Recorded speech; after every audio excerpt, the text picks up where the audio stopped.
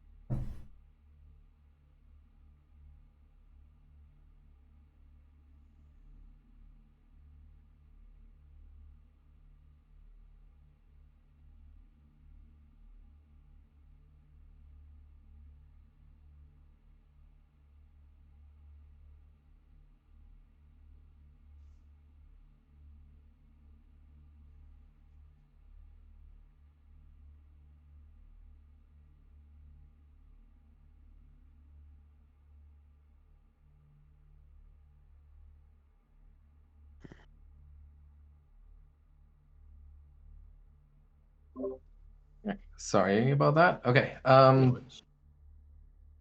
Yeah.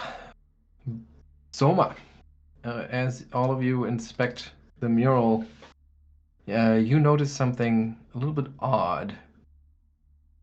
Because one of the creatures, a powerfully mutated ogre to be precise, his eyes actually look like there's not just painted on, but that there's some sort of mechanism if you were to poke his two eyes. Someone will immediately poke his eyes. You poke his eyes, and with a grinding sound of stone on stone, a section of the mural moves into the wall and reveals this long hallway. If only real ogres work like that.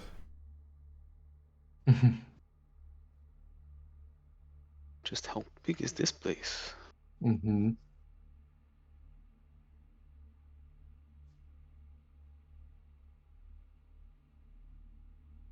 Oops, I meant to follow ready.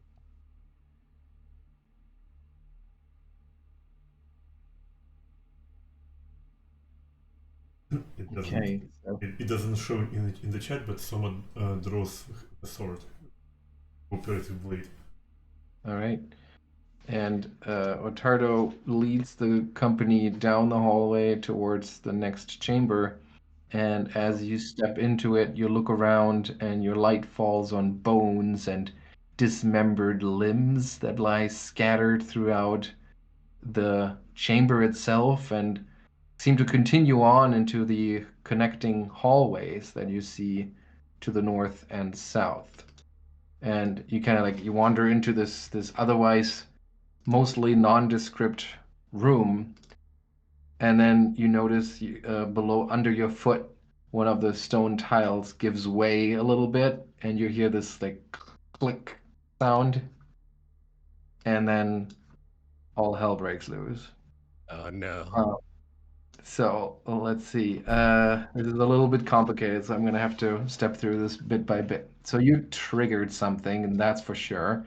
And you next you hear like all sorts of mechanical movement, like scraping sounds and rattling, and like ching ching ching ching ching ching ching ching ching, coming from below the floor, not just where you're standing right now, but pretty much the entire room.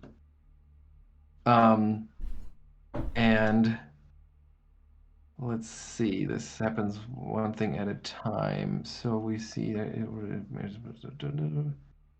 that's makes a side strike against each creature. Okay. So, I roll this one. We have a 1. Sorry.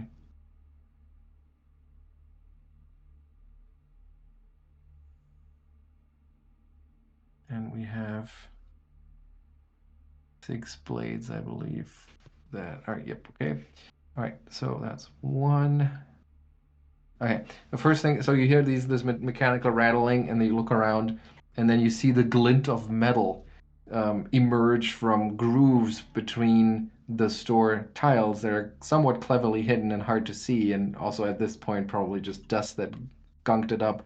So now there's this circular blade that kind of um, comes out of it and then shoots across the room along those grooves, and it actually tries to cut you. Oof. So here's the attack, which is a 30.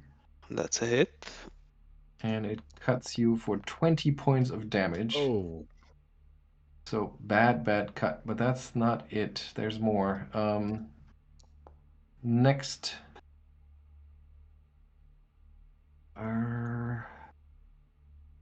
Sorry, this is a little confusing how this all plays out here. Um,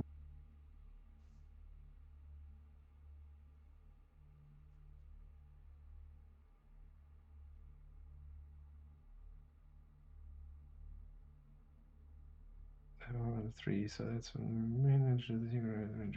okay. And then another section, like even everyone in that hallway is like hearing that sound, that there's you, maybe if you're sensitive to it, you feel the tremors in the tiles underneath you, and you see that blade slicing Ottardo, and then you hear a scraping sound as another blade emerges from the floor in that long hallway and just kind of goes whoosh once along the entire length of that hallway. So it's gonna attack Augrael first. 22. Can I? What? That does not. Why is my AC? Is that right?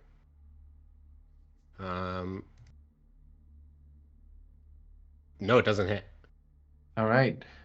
Soma, 27. It does 11 points of damage. And then Lucca, 26, does 18 points of damage. And finally, Birke. Ooh. Oh no, 38 points of damage for Birke. Oh. Gets her bad. All right, then we have another one.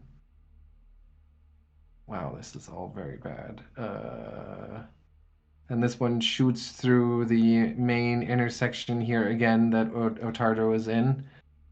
So that's yet another attack against Ottardo. 34. It's just a hit.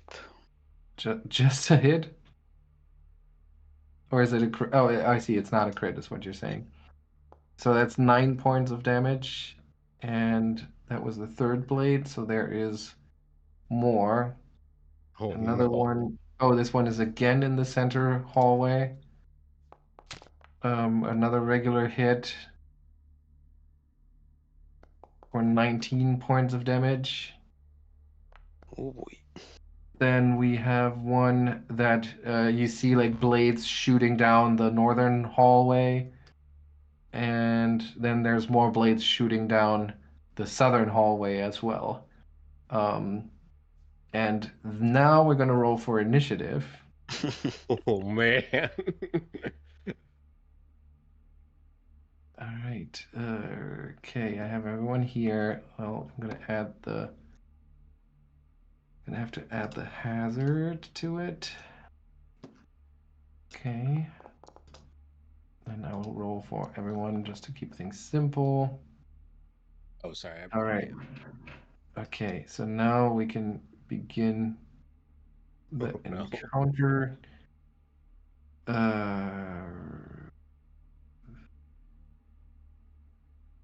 Okay, so the final action uses the search shuffle. Okay. Okay. So,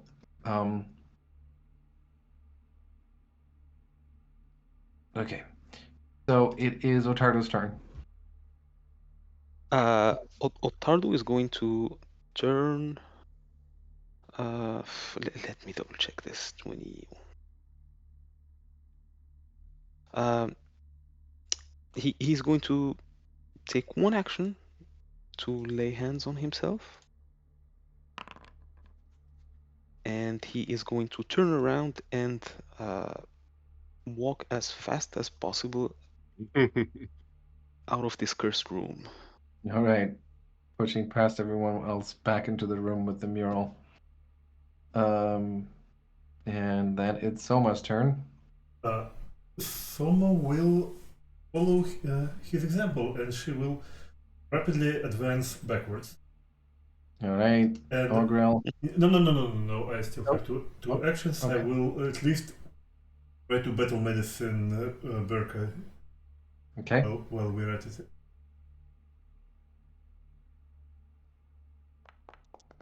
Well, at Nice. least 8. All right. So then it's Augrael's turn. All right, I think we're running, so Augrael's gonna follow suit.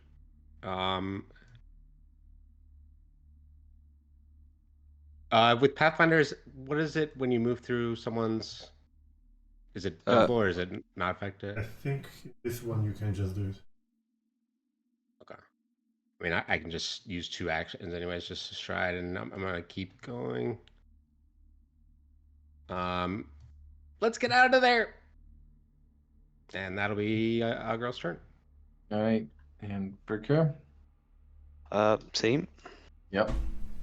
And that is also definitely, although well, if all of you prefer to handle it this way, it's gonna run after you as well. Okay, so we can end that here. You'll see for a couple more rounds how like shing blades just kind of randomly emerge from the floor along that long hallway, and those of you who can see that far in that chamber that Ottardo had stepped in as well.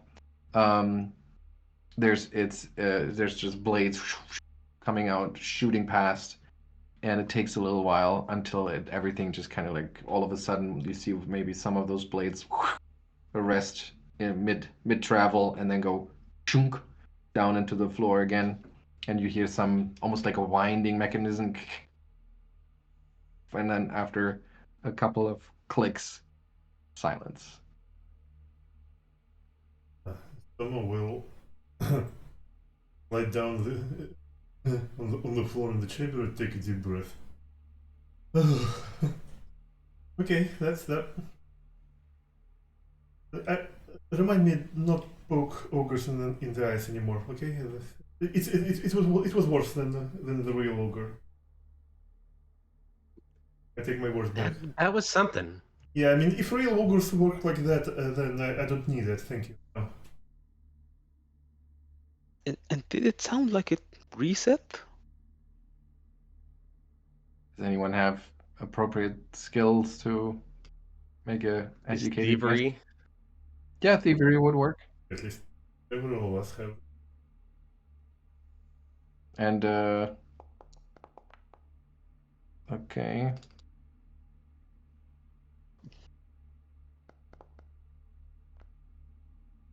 Neither of you is sure. I mean, just based on the sound of it, could have been a winding mechanism, sure. So you wouldn't want to risk it, but you can't say for sure. And let me see the distance here. Yeah. And Lucca says, like, focuses his detect magic down that hallway, and he says, "Well, if it was magic, I certainly cannot sense it now, but my range does not extend to that chamber where Ottardo first triggered it, so." Okay. Hmm.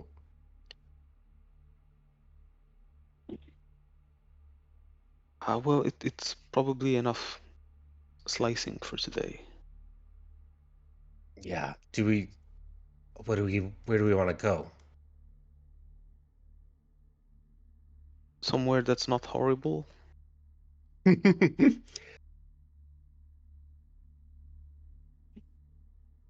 Well, Ottardo means going back to town. Okay, gotcha. Well, I mean, we've been here for what, barely an hour. Well, a couple of hours with counting with going up and down. Yeah, how long have we been in here? I mean, it's right after noon, pretty much, right now. Yeah, we just got in. Maybe we should. About this idea. Let's go upstairs, and while we taking a breath, I want to take another look at those rooms that I think we made a theory that they might be transporters. I was thinking about giving another chance about making them, figuring out how they work.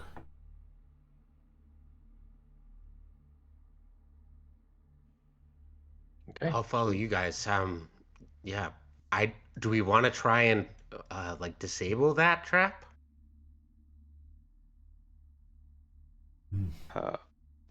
I'm not prepared to go Not right near now. that. Not right now. Well, next time we come down, maybe we can try to reach it from a different angle, because I saw corridors that extended farther away. Maybe we can try something different, but next time. That was brutal. All right. So where do you want to go?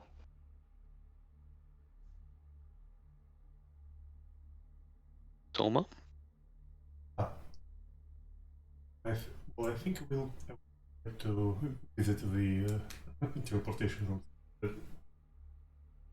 on the upper floor. So which one? Oh, you want to visit all of them? Well, at least like the next one upstairs, so closest place. Okay. That one was adjacent to that horrible scene in the dining room with all of the remains of the dead dinner guests. Ah, right. And the worm person that we left there too. Yep. Do we want to revisit that guy? Well, not in this state. Maybe when we come back, we should start with him. Yeah, then let's go even further upstairs to the first one that we found. Okay, so let me get that straight. So you're going back to that chamber with the winding staircase that leads down and the large set of stairs that lead up, where where you had lowered that ghostly spiritual barrier to actually make this level accessible. Is that where you're going now? Yes. Okay. Then hold on here. While I am.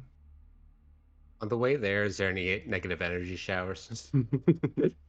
Yeah, that's a good question. There's none on this level that you've discovered Okay. yet. Yeah, I didn't think so. Okay. And on the level above there is one, but well, actually, the level above the one above this one, there's one. You haven't checked if there's one on no, the next one. All right, so you backtrack up a level and you climb those or you ascend those stairs that you had fought so hard to make accessible. And as you hold on. As you emerge from that lower level, I would assume that Ottardo is probably taking the lead here together with Birke. Is there any healing that you did before you tracked back, or is that already all accounted for here? I suppose we should. I-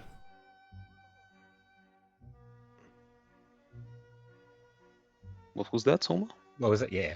I suppose we should have healed a little bit at least. Does I think Lucca has a wand of harm or something that can heal me and him and I. Is that right? Let me see. I think he used that one. Scroll of harm. Yes, a wand of harm. Yes. If you wouldn't mind pumping me with maybe one, and He- himself probably, obviously.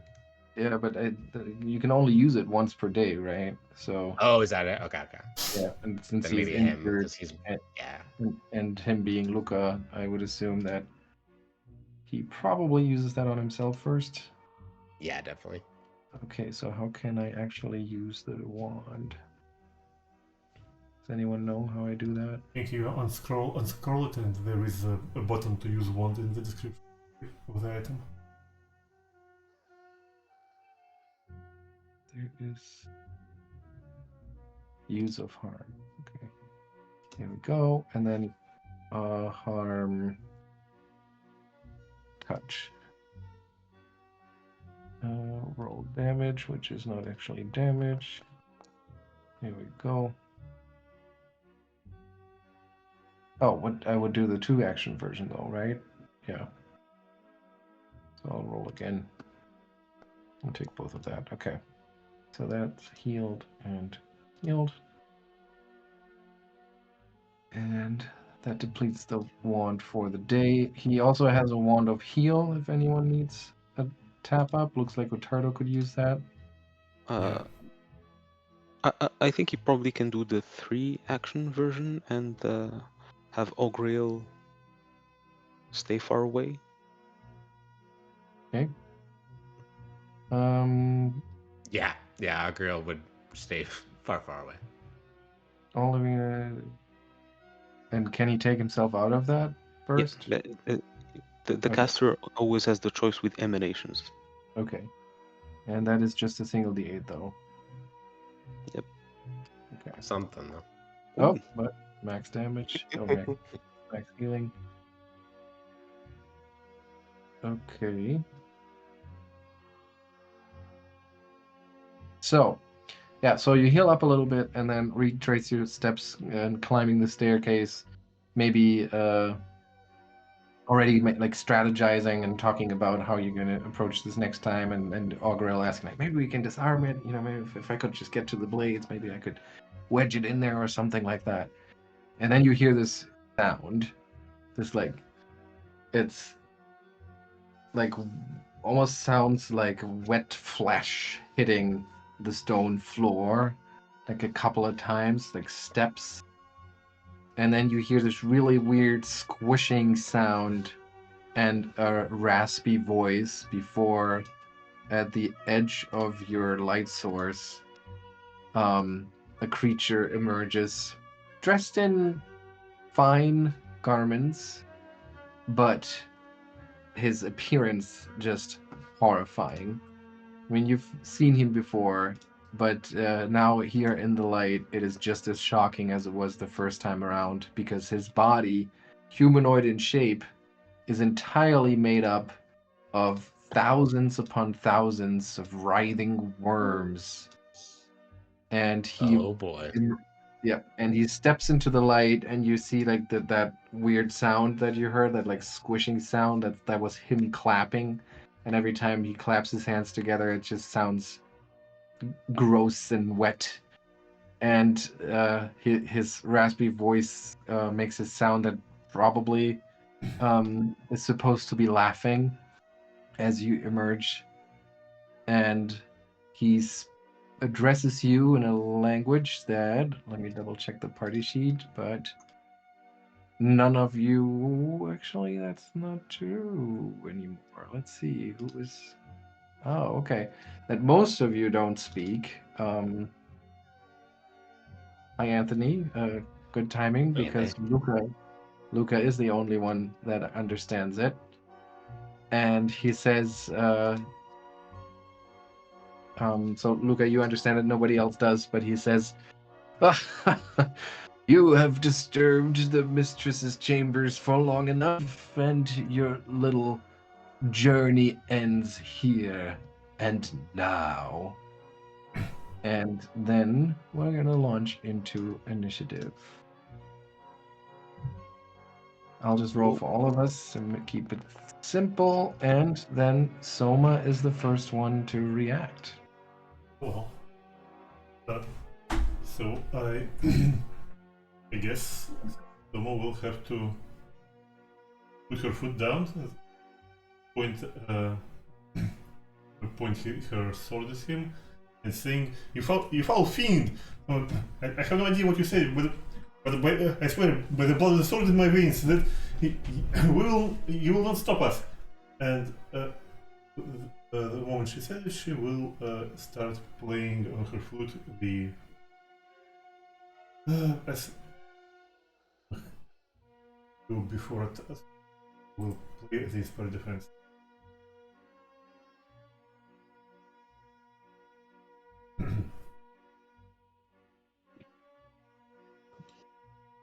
All right. That was my one action. I don't have any focus points left. I forgot to.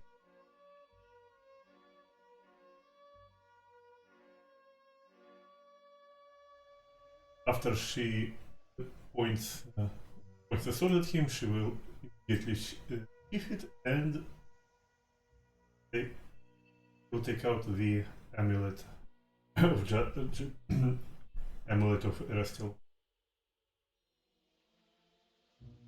Okay. But just taking it out is the action. Yes, it's manipulation, right? So. Yep. All right. Then it's Lucca's turn. Didn't you skip Augrael? Oh, I did. Yeah. I Sorry. Oh, it's my fault. thank you. Can I do a recall knowledge on this thing? Sure. Occultism. Okay.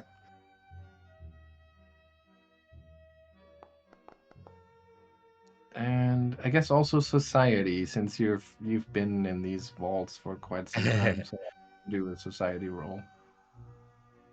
'Cause that's not just Instead of random. it?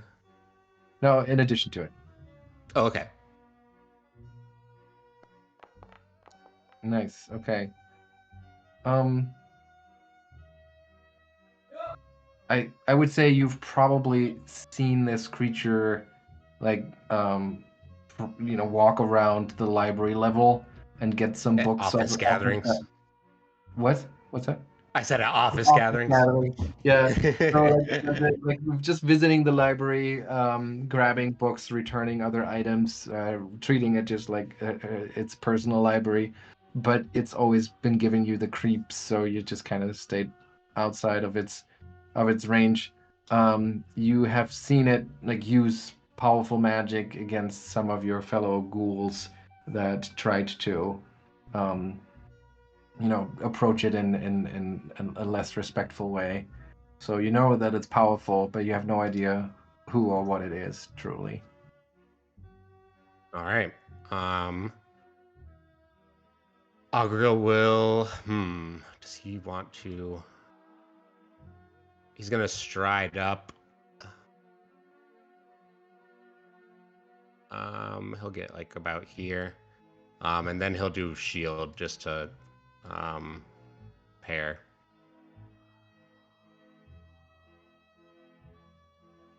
And that will Okay. be his turn. Okay, Lucca. Yeah. Can I have some context as to Yeah, where we so- are Quick and recap. why I'm injured? Yeah. Quick recap. We were in the lower level than that. We had found a little room with a mural depicting the horrible things Belcora wants to do to Absalom. Soma found a hidden lever that led to a corridor. We took that corridor, found ourselves in a room littered with bones and body parts, and then blades started spinning and slicing everybody. So we ran away, decided that it was too much for the day, decided to leave the place, and we are here now. And now this guy's here. Yep. Okay, thank you. Yeah. We encountered him before. Right? Yeah. This is we Briefly. came oozing under a door at us. Yeah. So Luca's like, I've been brushing up on my Aklo. He's speaking Aklo. He says we're disturbing the mistress's chambers, and also he wants to kill us. So I suggest we don't let him do that. Just a broad notion. I'm gonna do a recall knowledge check as well. Yep. For you, that would just be occultism. Just occultism. Okay. Any of my lore? He's speaking Aklo aberrations, maybe. Let me see. Yeah, that would work. Okay. And you can roll both with the same check. Or with the Alright. same action. I'll pick the better result. Oh, look at you. Okay. Very nice. So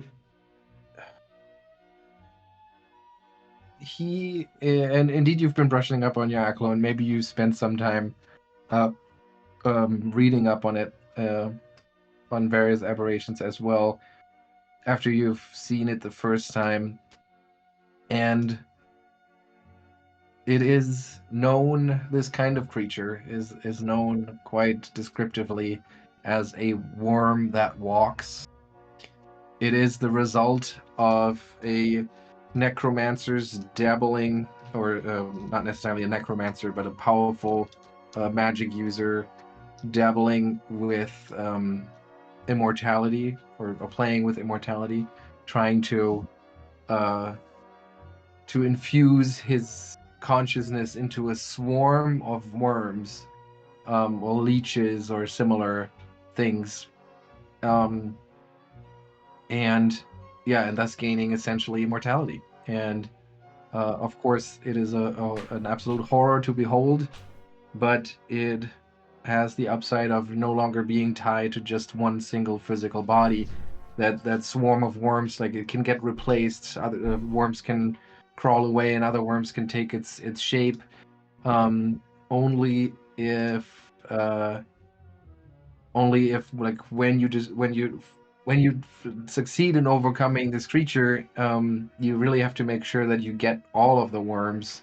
Otherwise, it's kind of like a swarm, or hive mind sort of thing. If one of them gets away, that's enough to eventually form a completely new body.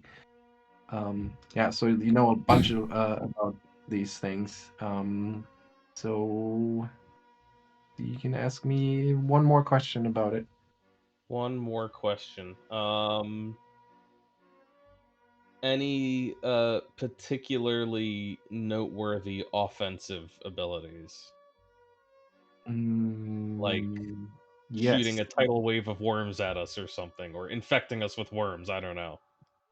Well, since its body is essentially made up of a swarm of leeches or worms or maggots, it can actually kind of like move into your space and just fully uh, engulf you in its body, and then all of those creatures start gnawing away at your flesh.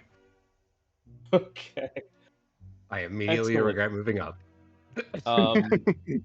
Yeah, Lucca will try to share all of this information. I imagine it would take at least an action to do so. It wouldn't surprise me if it takes the rest of his round for him to just convey all of this.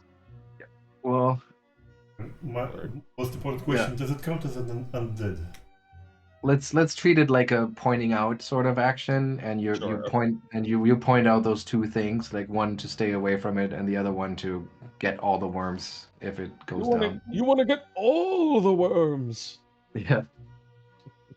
All right. Sure. And it is an aberration, right? It is, yes. That Okay. definitely is something, and a Yeah, swarm. this makes sense because Lucca actually found a book earlier on this exact process on transferring your consciousness into swarms. So, Yep, exactly. So- So it's an aberration, and it's a swarm, and it has the traits and abilities that come with that. All right. So then it's the creature's turn, and since you point out in Aklo, and you pointed out that it's speaking Aklo, and then it changes its tone a little bit, and it says, in perfectly enunciated common, it says, I also speak the lesser tongues as well. And no, I will not just kill you. I will prepare your bodies, and my friends downstairs may have a lot of work on their hands. And then he launches into an incantation, and Augrael may give me a. Let's see what you can give me. Well, first I'm going to target you, and then I'm going to do this, and you can roll that fortitude save for me. All right. So, Augrael, you feel this this tickling sensation. Wait a second. I think the Inspired Defense gives you another +1 to that. That's okay, but that's not enough. Yeah, you feel this tingling sensation that's like it starts in your belly, and then it kind of is all over your body, and then that tingling turns into actual pain, and you see parts of your flesh, your undead flesh, in various places pops open, and these gnawing worms poke out, and with incredible speed start like gnawing away your flesh. So that was a regular failure, which means you take the following initial damage, 12 points. Okay. And then it looks like, how does this work? No, that's just, hold on. You are a non-skeletal corporeal undead, so Oh, I can use shield block. I forgot. I always forget this. Some well, not block. not with fortitude saves, I would think. Oh, yeah, maybe that's right. Okay, so let's see. You should get. All right, we'll figure this out when it comes. But you again, the pain is intense, and you see all of these worms like popping out of your brittle flesh. And oh, can I? Oh, I don't like this. Oh, and it's also heightened. Okay, let's undo the damage that you already took because there's actually coming a bunch your way. Good, good. There we go. So it's 23 initial damage. Keep. And now you also have or you should have some persistent damage as well. Okay, and since the pain is so excruciating, you're also off guard for now.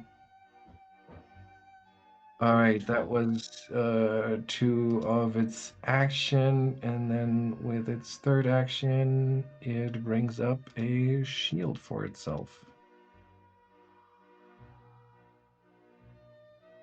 And then it's Birke's turn.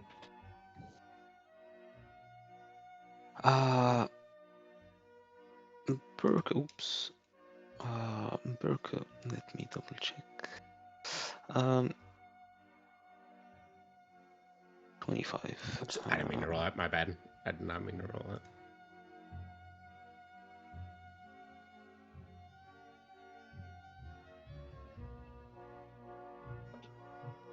that. Birke is going to stride, Mm-hmm. and with her remaining 2 actions, she's going to prepare to strike at the creature if it gets within range. And she'll turn around and say, "We should run." All right, and then it's Ottardo. Ottardo. He will raise his shield.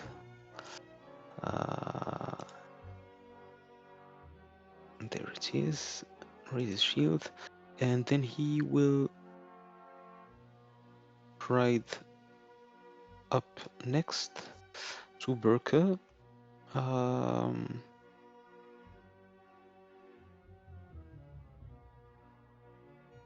And for his last action,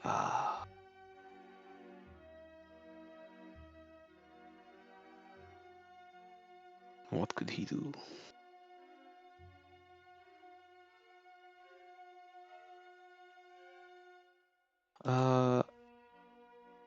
He's going to attempt to intimidate this creature.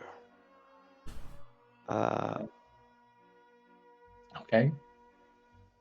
Good luck. Let me double check this. Intimidating prowess.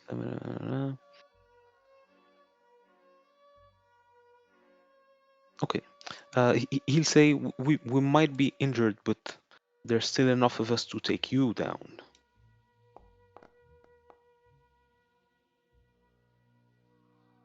Okay, that's against its Will DC. DC, which you hit exactly. So I mean, it has such an alien appearance that you can't really read its expressions, but you feel like you're giving it maybe a moment of pause. So I guess it's technically frightened 1 now. Is that correct? Yep. Wow.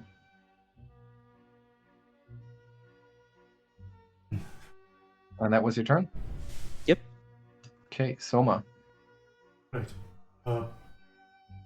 Let's continue that. I don't really have much witty repartee at the moment, but we'll do inspiring defense. We will then run very immediately towards Augrael, and I will try to battle medicine him now. Thank you. Oh. Hero point. Yeah, that's a good idea. Oh! There we From go. crit fail to crit success. Nice conversion. Excellent. Yeah, so that's gonna be 2d8, right?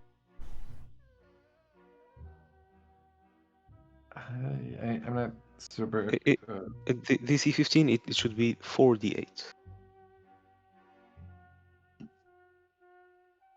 And what does that do with the persistent damage if he gets some healing? Oh, look Uh, at that. Beautiful. I don't think there's any interaction between the two.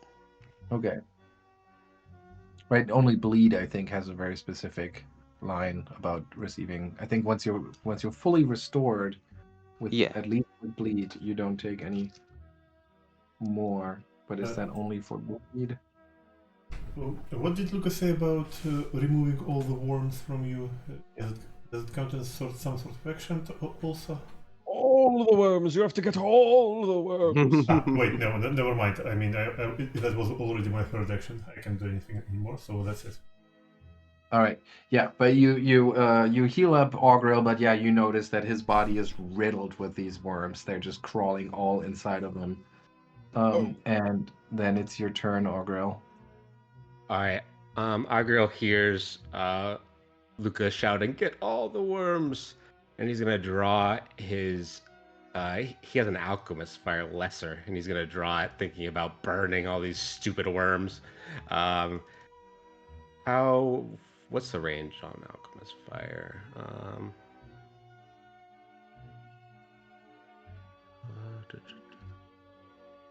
20 feet. Okay, he will stride up so he's next to Birke to get in range of it. Mm-hmm. And then he will try and throw it at this creature. Okay, let's see. Wait. Why can't I do this? You have no more of these weapons. I don't. There we go. I'm gonna hero point that. All right. That's another crit miss, unfortunately. But I believe since it's a splash weapon, it will still, when you use it, hold on. If an attack with a splash weapon fails, succeeds, or critically succeeds, but you crit failed on a so because it's a crit fail, it doesn't even take the splash damage. It just goes real far past it, and burns in the back of it.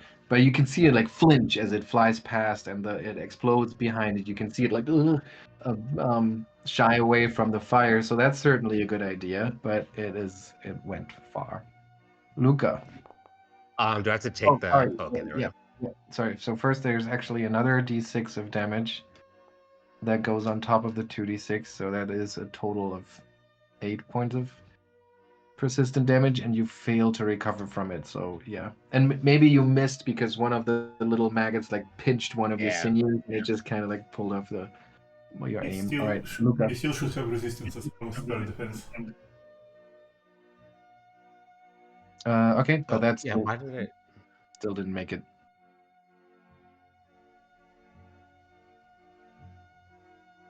Oh, inspired defense. Yes. So what is it? How much does that give me? Is it 1 point? 1 point. But it would have given you a +1 to your save, but that didn't help. Oh, I see. Okay, I'll drag the effect back on. I don't know why I went.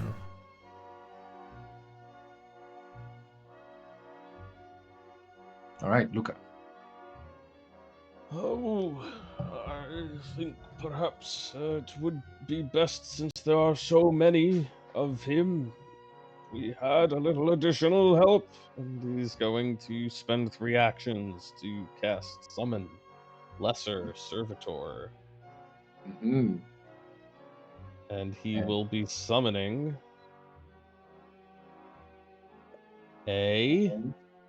it's of the appropriate level, a corrosive lizard. Ooh. I think.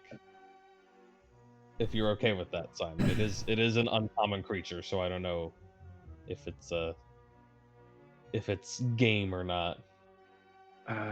Well, what is this servitor constrict you. Summon a celestial monitor or fiend whose level is -1 to fight on your behalf. Also, you can choose a magical animal from the outer sphere as your lesser servitor. This animal is your choice of an eagle, guard, or raven. So if it's an animal, it would have to be one of those, right? It is an animal. Yeah, then it would have to be an eagle, a guard dog, or a raven. It's you summon a celestial monitor or fiend whose level is -1 to fight on your half. Alternatively, you can choose a magical animal from the outer sphere. And Yeah. this is heightened to 3rd, so it bumps up what I can summon. Oh, so you can summon a black bear, giant bat, or a leopard. Yes. Heightening this spell increases the maximum level of creature you can summon and might add additional animal servitors, which Yep. otherwise work like the evil guard dog raven. So the corrosive lizard is on the list. I think it's if you go into the archive of Nethes and you see what you can do at that level, it is one of the options. So what kind of creature? Oh, because it is a fiend. Okay, Yeah. gotcha. Yeah, no, I think then that's okay. I think they're probably uncommon because they are a fiend. So I think that's fine. Okay. In that case, he summons a corrosive lizard and sticks it right in front of Birke. All right, right in front of Birke. Here we go. And then one other thing that I've been messing up this whole time that I realized when another player did it is that as part of the summoning, I actually get to command the creature when it appears this round. So Okay. it can take its 2 actions right now. As part of the 3 actions to cast the spell, you Yeah. also okay, cool. I forget it's either in the summoned trait or the minion trait. I forget. I think it's the summoned trait. Okay. But it's somewhere in the spell. So I'm going to use its 2 actions to cast Gout of Acid. Okay. So it vomits a gout of acid. Pointing it at the enemy creature. Mm-hmm. And not at all of my allies. So that gives me a basic reflex. And it it critically succeeds on it. Great. That's great. Okay. That's my whole turn. All right. And then the lizard comes crawling out of like a fiery portal and just belches acid at this thing, and the worms avoid just dodge it. Yeah, the worm somehow avoids. Maybe he uses some of the rubble and kind of like ducks behind it. There's also the alchemist fire that flew in his direction, and he's like, you can again like his facial expressions are completely unreadable to you, but he's moving fast. He has to be nimble here. He's really under pressure, and you hear him say, "Oh, I love a good challenge." And okay, so Birke said, "Let's get out of here," right? She said we're gonna run. So he's gonna say, "You are not going anywhere." And then he'll cast a spell or try to cast a spell on Birke. Give me a will save for Birke, please. Okay.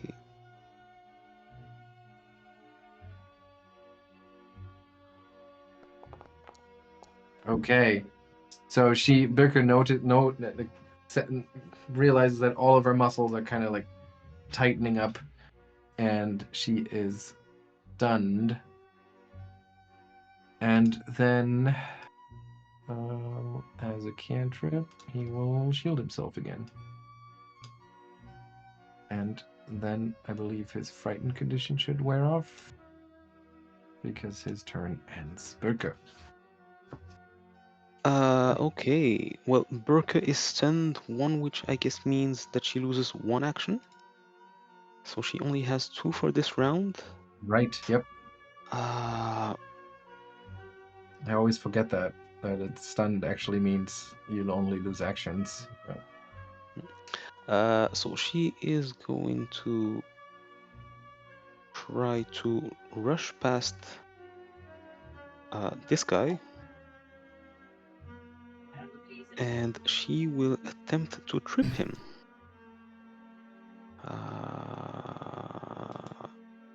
To what? here. To trip him. Oh, okay. Okay, I think that's it. Oop. Probably not gonna work. That's not enough. No. And that is her turn. It's made of worms. I'm not even sure he's trippable. And then it's Ottardo. Ottardo is going to raise his shield again. He is going to follow after Birke. And for his final action, he will take a swing at the worm man. All right, and you land a good blow, solid attack. Oops. No, I rolled as well as you, so let's just use the first roll. That is 18 points of damage. But you sense like, that body of worms that just soaks up so much of the momentum. Doesn't really, not all of it really seems to go through. And that's the turn for Ottardo. Hey, Souma. Okay. She will take a risk, a bit of a risk here. She will move forward. Sorry. I Yeah, forgot that he should have blocked some of that damage. Which I'm not sure how this works with the spell. Well, you can just deduct it manually. Okay. But for the spell, there is one specificity: is that if you use it to block, Yeah, well, you can't recast it. I think. yes, that's why you should keep it. Keep doing it. Come on. You can cast it again for 10 minutes. Yeah, I think he's arrogant enough to think that this is just a lucky hit. So he's gonna use it to block, which means 5 points are subtracted, so he gets 5 points back. Okay, and then his shield ends. And someone will Alright. triumphantly howl, saying, "You fool! You fell for one of the oldest bottles!" And she will immediately cast magic missile with reactions. All right, nice. Then roll that damage. 2, 3. Spectacular. And it takes all of that damage, but like in stride. Well,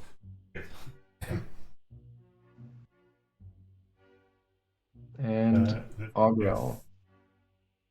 All right. Augrael sees we're getting in the fray, and he wants to help. So he's going to stride for this first action, and then try and hit this thing.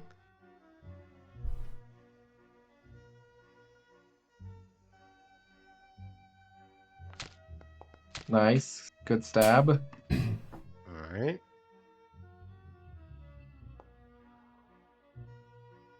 Yeah, Sorry, go ahead. it's a good stab, but it's like your rapier just kind of goes right through without really causing any damage to the worm's body. All right. And he's not off guard because I'm flanking, right? Do I get sneak? I don't get sneak attack with that. Yeah. Do I? Yeah. I was gonna say, yeah. I wonder why I didn't show it. But Okay. yeah, because he has all around vision. It's because So- he's made of worms. He has no weak spots. Yeah, Oh, no, okay. So I don't get sneak attack. he can see in all directions, so he can't be flanked. Or he can't be flanked. All right, all right. With his second attack, he's gonna try and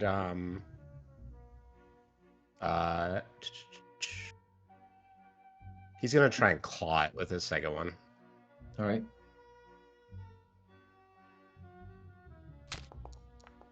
Yes, good hit. And you claw at it for 6 points, but it's just like you end up with a handful of worms that quickly wriggle away. And then it's Lucca's turn. First you need to take yet another d6 on top of that. So that's a total of 9 points of damage. And you do not recover from it. Okay, Lucca.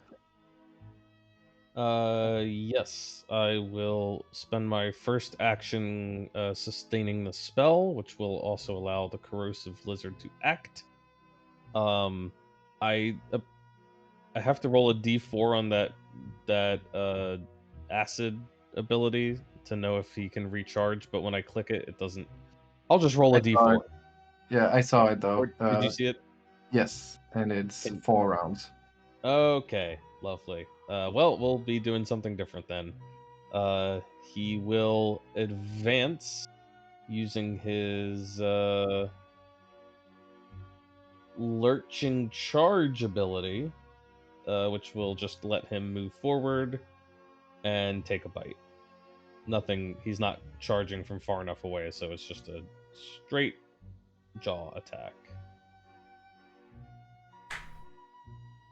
All right. Why can't I? Yep. There we go. Oh, actually, I'd like him to come over here so I don't risk acid breathing anyone in the future. Actually, I'm not going to be doing it for 4 rounds. He's going to come over here. Let's do that, and then I'll get... Well, the flanking doesn't matter, does it? Let's stick over here. Okay. Let's take that attack roll. Oh, Nice. All right, that's a hit. and that will be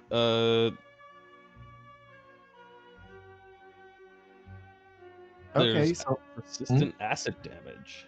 yeah, so a little bit of that initial damage goes through, and you see like the acid burning some of those worms.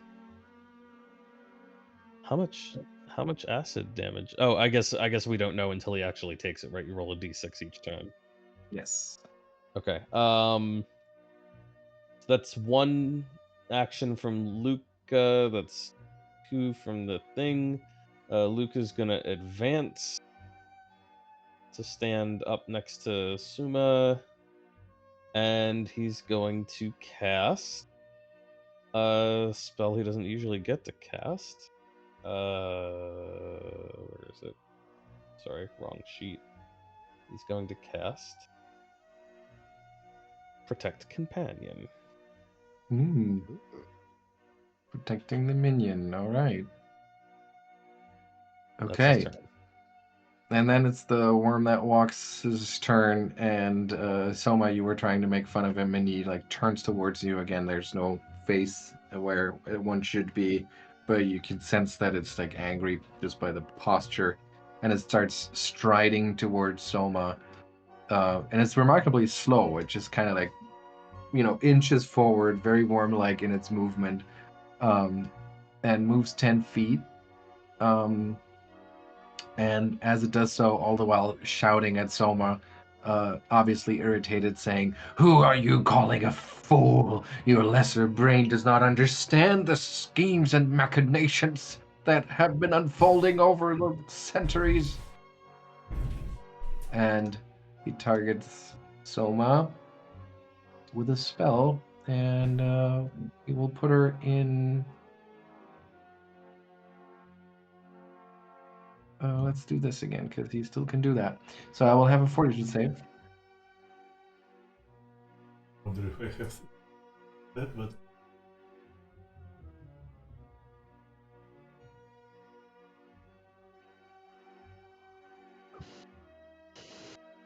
there goes nothing. Oh, there is nothing. Amazing.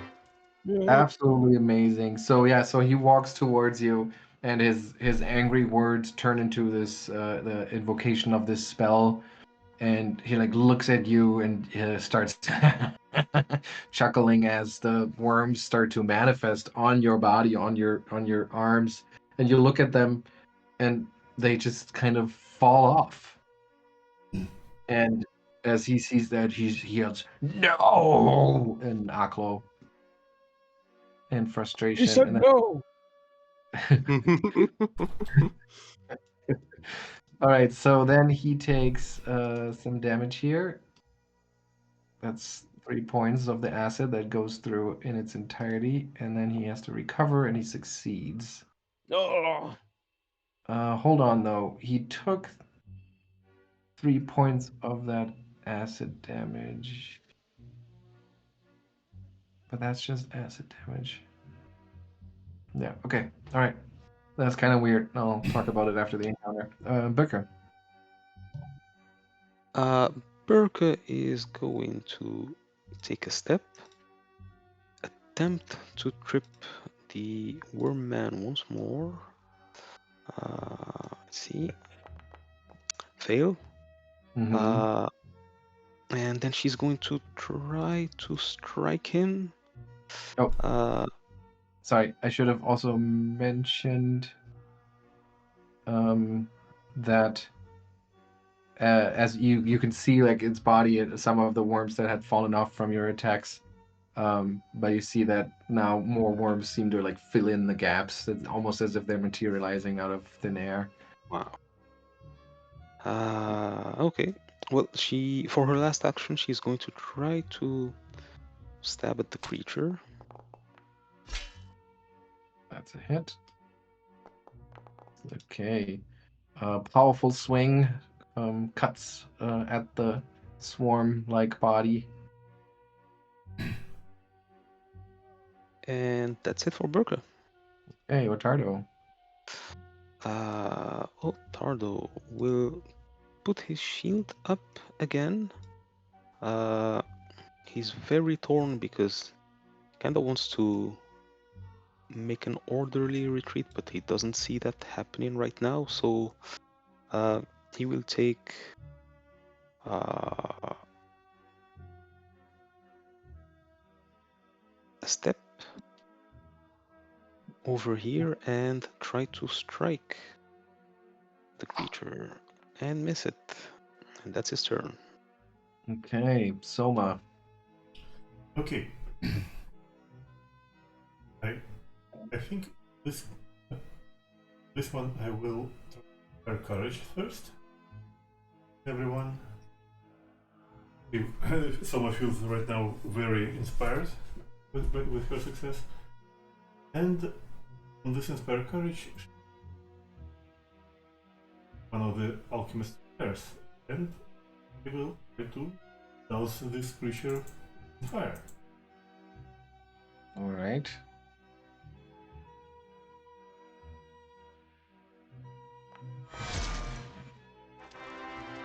Amazing. Well, Wow, Soma is really amazing right now. Okay, so let's see. Hold on. So that's a direct hit, right? wait. That's not right. The bludgeoning Nothing damage. of that is right. No, it was. 1d4 plus 3 bludgeoning. I punched him from 10 feet away. Sorry.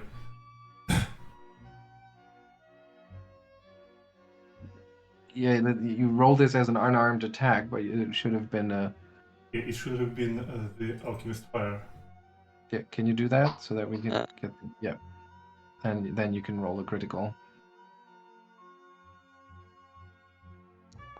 There you go. All right, so hopefully it'll do the math for us here. So first up, the direct hit, and then yeah, so that's 14 points of damage here, because it just immolates them. Like as the alchemist fire hits and that alchemical fluid covers its body and then ignites, it really like he goes up in flames. It's a really strong reaction to it. And then also the persistent damage is pretty bad. Okay, so that's one thing, but now there's also the splash damage around Sorry, Ottardo. both Ottardo and the corrosive lizard are going to take some of that. Is it straight up take it, or is there a save? So critically, all creatures within 5 feet of the target take the listed splash damage. Add splash damage One. together. Looks like there's no save. Okay. How much is that? Splash Oh, it's damage. the one listed as splash. Okay, so I guess it's 2 because it's a critical hit instead of 1. You don't multiply it for splash, apparently. Yeah, I mean, he didn't. I don't know. He didn't critically hit any of us. He just critically hit the creature. I don't know how that works. Well, it says you don't even multiply on for splash. It says you don't multiply splash damage on a critical hit. Okay, well, that's Yeah, pretty that doesn't important. get multiplied. It is just 1 splash damage for both the lizard and Ottardo. I will not use my reaction to absorb that. All right, so that was awesome. And that was your turn? Yes. Okay. One Augrael. action to inspire, 1 action to draw, and 1 action to throw. Got it. All right. Augrael's just gonna keep trying to hit this thing with his rapier, seeing that it's burning. He's feeling a little bit better about our chances.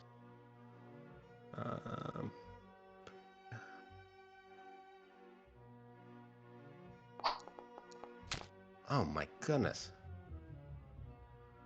Why is that? Oh, inspire courage. And for his second one, he's gonna try and claw it again for his second one. Nope. I missed it both times. Then we have total of 12 points of damage for you. But finally, you shake off the Finally. persistent damage. Just before I'm about to die. Yeah, maybe that's it. Maybe there's just not enough flesh left for the worms, and they give up. Lucca. I was debating doing something fancy, but maybe just straightforward is best. So the lizard is going to get its 2 actions for starters, so it will bite. It's inspired, right? It's still inspired or Yes. not? Yes, it should be Okay. inspired. Great. It's a natural 1. And he's really got nothing else to do, so he's gonna try it again.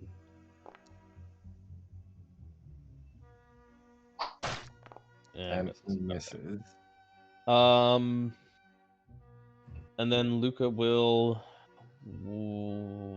use 2 actions, I suppose.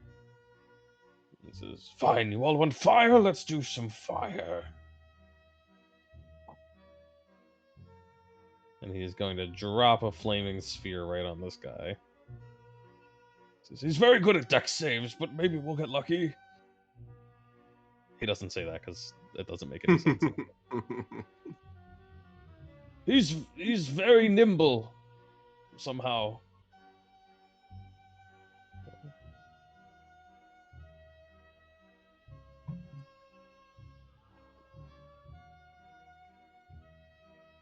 Hold on. So it needs the reflex save. Yes, sorry. Of course. Right, predictable. Continue as you were. Okay, and it just stays in the same square. Okay. All right, and then that's your turn. That's my whole turn. All right, but with the sphere appearing and he already being on fire, he's panicking. I want to do. I always can't find that rule about the taking an action to help yourself recover from persistent damage. It's normally, I think it's take 2 actions. I mean, it's somewhat at your discretion as GM, but I think it normally suggests using 2 actions to Oh, I here think we You saw can it last take- time. Wait, so I found it again. It's not with the rules, it's with the condition. So you can Yeah. take steps to help yourself recover, allowing to attempt an additional flat check. This is usually an activity requiring 2 actions. Yes, okay. So I'm gonna say he's gonna like squirm away with 1 action, and then he uses 2 actions to kind of like roll himself against the wall to try to suffocate the flames. Because again, he's just obviously panicking as he is ablaze like that. So that'll give him a flat check. Come on. Here we go. Fails. Aha. Bad. Not But then he good. gets another one, right? Wait, so now he gets the 2 points of damage, which turn into 2 points of damage still. Okay, because it's not technically area damage anymore. And then he gets to do the recovery check, which he fails too. So Birke, your turn. He's like, you can see, like, he has a really hard time. He's burning on fire. Did we just trigger more of the alchemist fires? Because I had 3.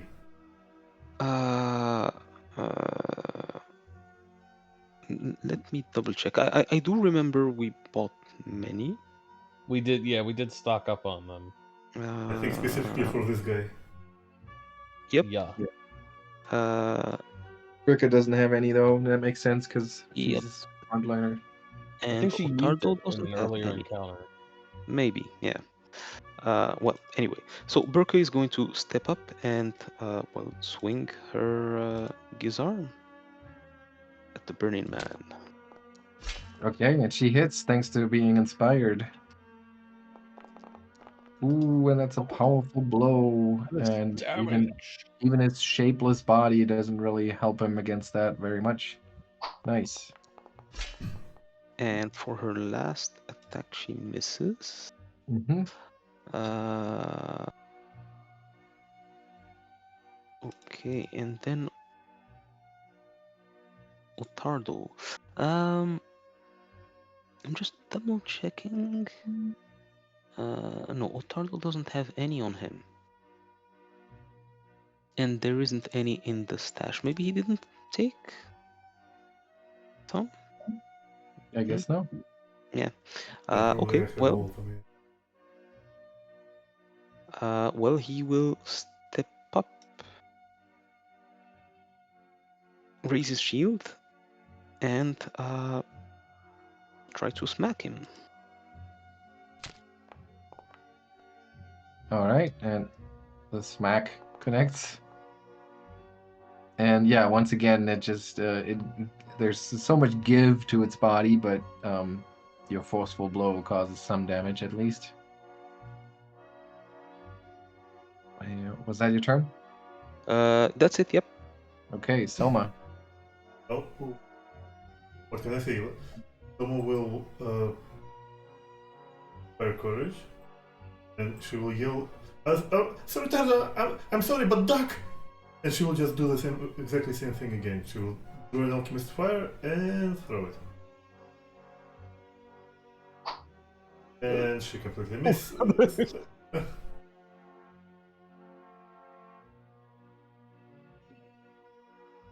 Oh wow, and you critically miss. So yeah, it just maybe it's a dud.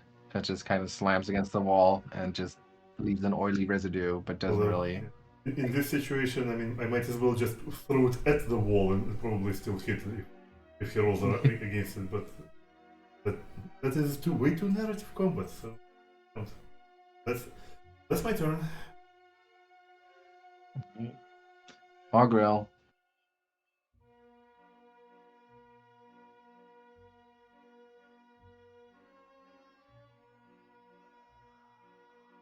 Augrael. Oh, Matt, I think you're muted. Don't hear you. Check. No? Yep. There you go. There you are. Okay. All right. He's gonna stride up over there, and he's going to try and hit this thing once at least, hopefully.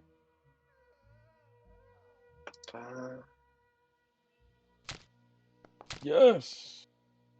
Unfortunately, without a sneak attack, I don't do a whole lot, but it's something.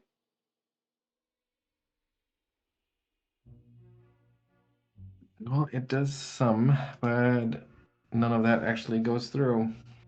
Yeah. And he's just gonna shield for his last action, so he avoids. Okay. Hopefully, avoids a die. And then it's Lucca's turn.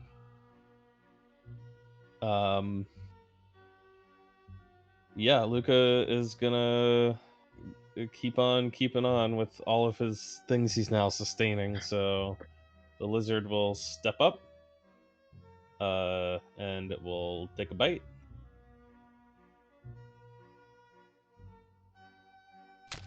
Oh, okay. Oh yeah, striking. For a good amount of damage, inflicting yet another kind of persistent damage on the poor worm that walks.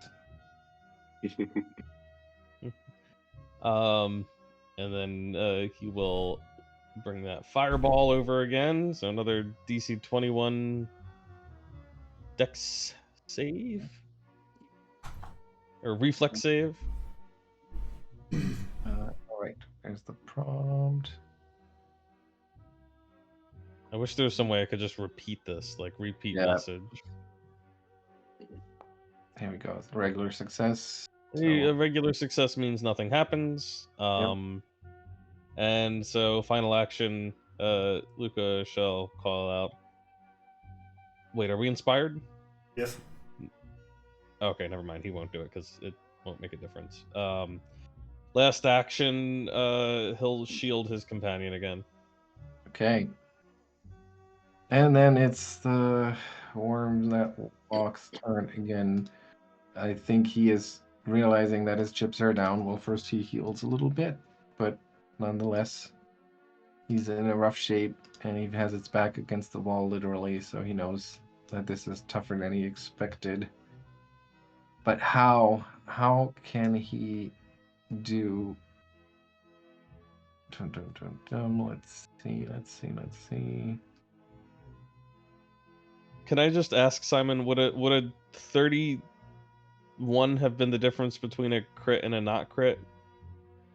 31. Probably not, No. but No. okay. No. Just check. Okay. Let's see. Oh, the lizard had it anyway. Never mind.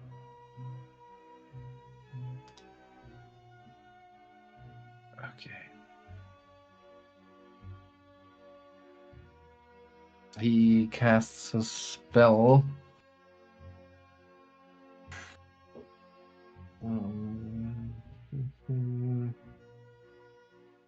Yes, he casts a spell. And he disappears. Seemingly just into thin air. And he's gone. Let's see about the range. Okay. Just so you know, we can see what you're measuring. Yeah, that's okay. Okay. All right. And that was that. And then we'll have another one. Okay. All right. Now its turn ends, so it needs to do a couple of things. So it takes the damage from the fire and tries to recover, but fails. And then it takes the damage from the acid and tries to recover, succeeds. Okay. And then it's Birke's turn. I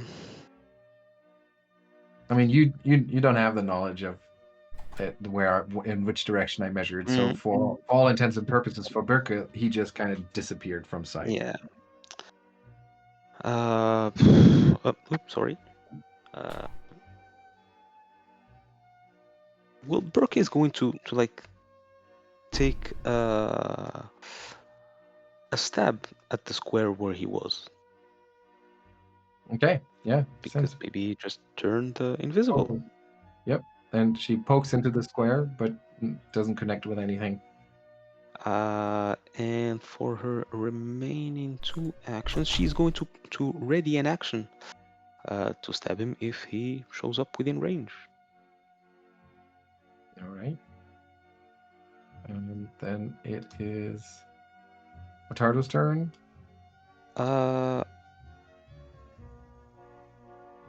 Ottardo is going to delay until after Lucca. Mm-hmm. Probably shooting him a inquisitive look. Yep. Yep. Souma. Well, let's see what we can. Souma will, for one, let's inspire defense. in and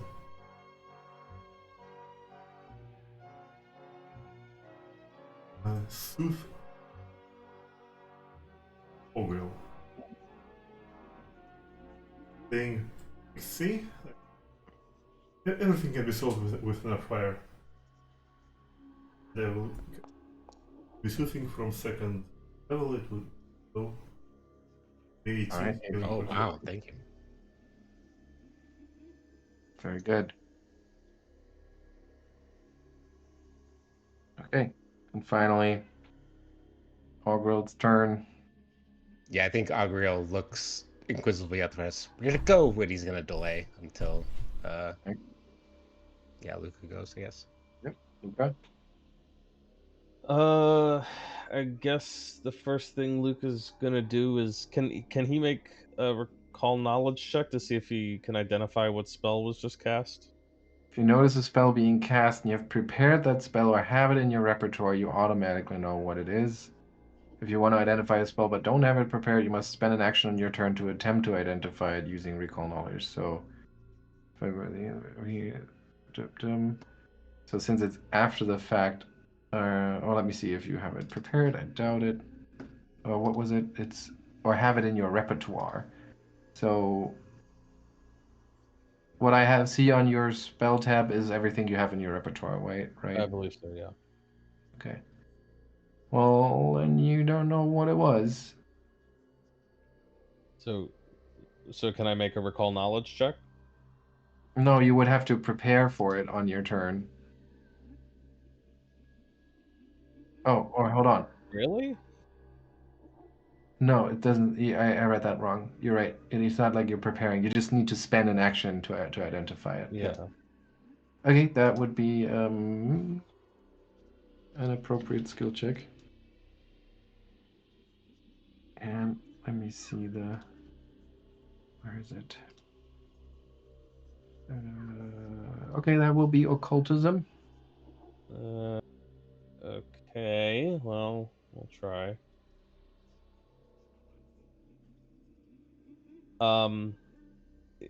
If you can, I know it's a secret roll, but if you can tell me if I failed, I would probably use a hero point on this one if it's a failure. So Okay. I'll just declare that now. Okay.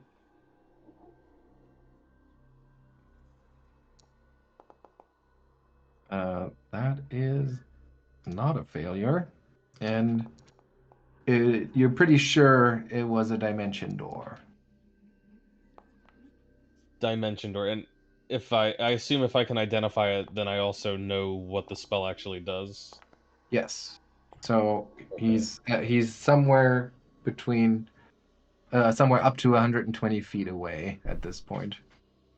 Uh, But you can't tell it for sure which direction. All you know is that within range. it had All to I know be is within eyesight. within range and seen. Yeah. Yeah. Well, Lucca's gonna say it was Dimension Door. He's not here anymore, but he could be nearby. And he's going to cast a quick gaze behind him and realize that he doesn't see anything behind him. He's gonna look around and be like, he's still somewhere nearby, within 120 feet. Check the tunnels, check down the corridor. You, lizard, use your scent. He has a scent ability, so Mm-hmm. so he'll sustain the summon. And then I don't know if this thing is particularly smelly, being made of maggots or not.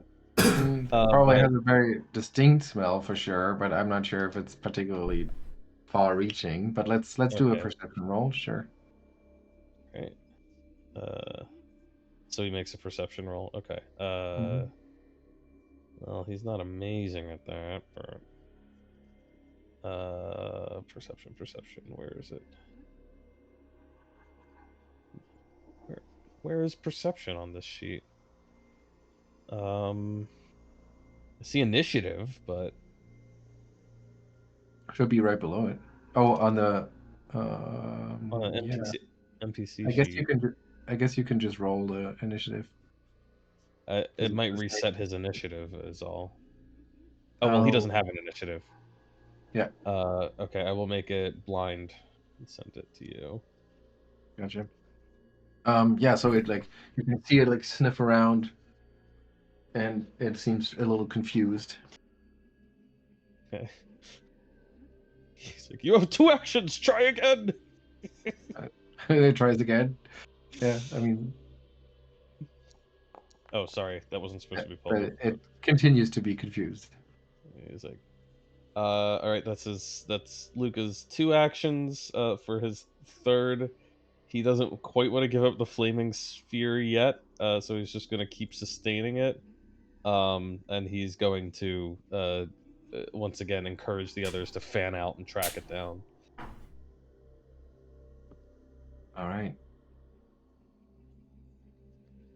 Yeah, Augrael will go if that's the end of Lucca's turn. Okay, so we'll move you after Lucca, and then it's your turn. Okay, so he said he has to be within 120 feet.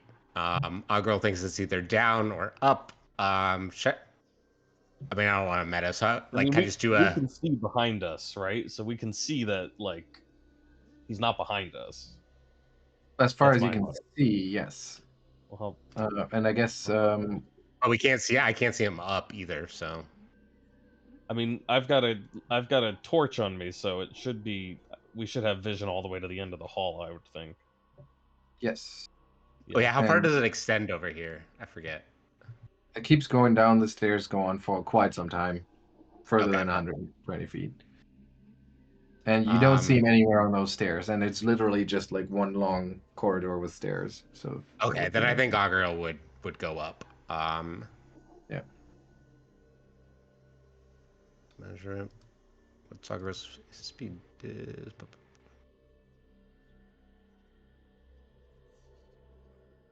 Just so I get this right, where? Okay, yeah, he has 30 because I took that mobilities or fleet. I mean, there's one stride.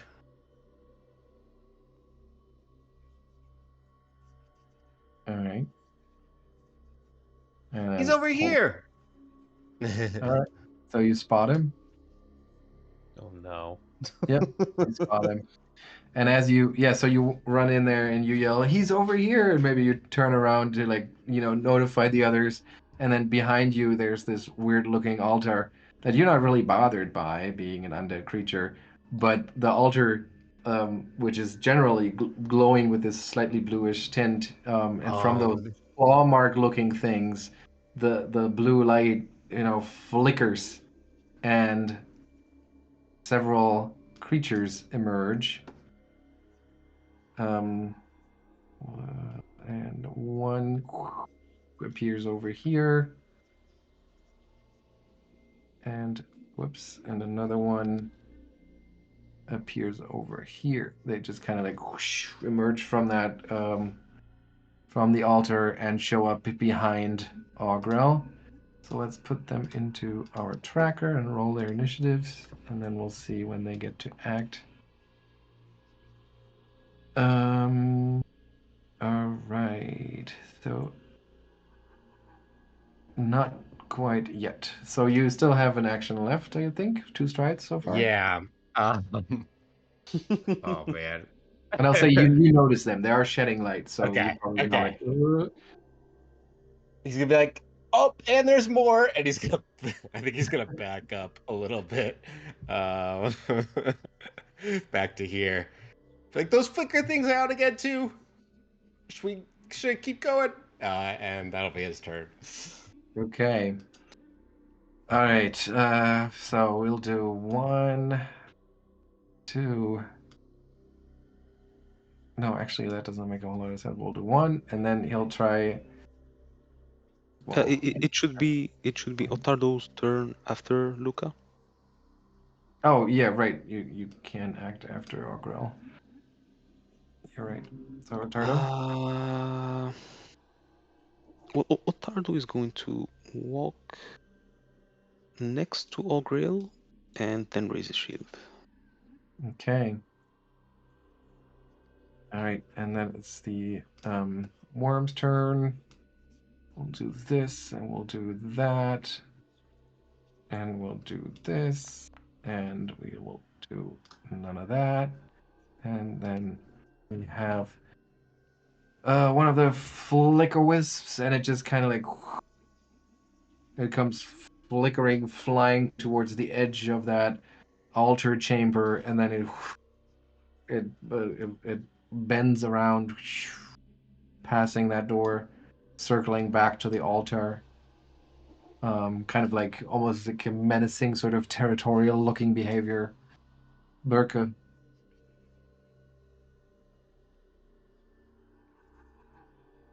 Birke. I guess she will move up along with everybody.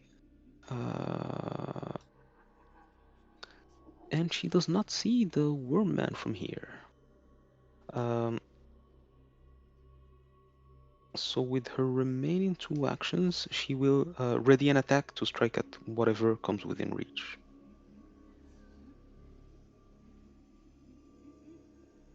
All right.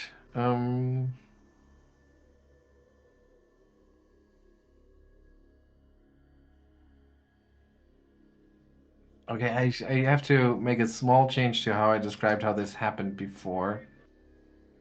Because the altar is in fact, as after those 2 things emerge from the altar itself doesn't glow anymore.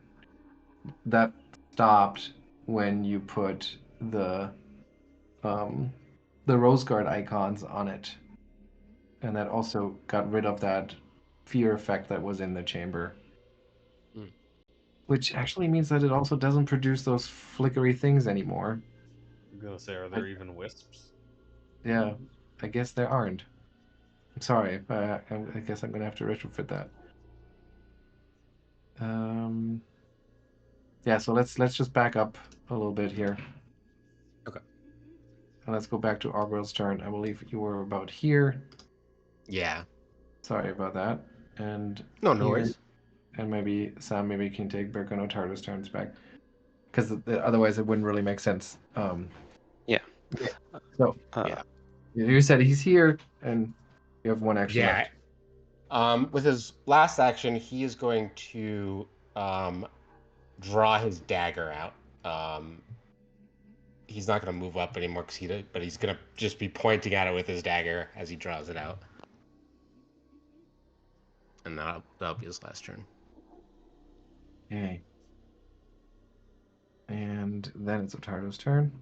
Okay, Ottardo will follow after Augrael for 2 actions. Okay, he can see the creature there, and he will raise his shield with his remaining action. Okay.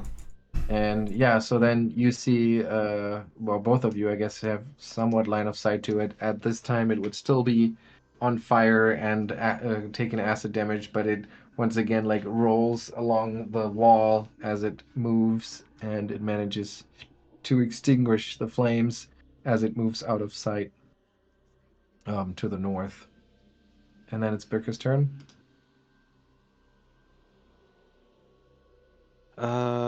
Well, Birke heard that the creature was over there, so she is going to start moving. Second move, 25 feet, okay. She doesn't see the creature, but I guess Augrael is pointing towards the door. So for her last move,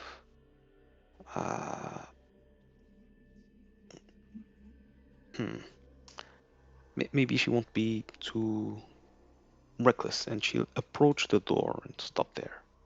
Okay. And then it is Soma's turn. Well, everyone ran away, so someone will run after Ottardo, like. Yeah, right. Screaming like, wait, don't separate! Wait, what's.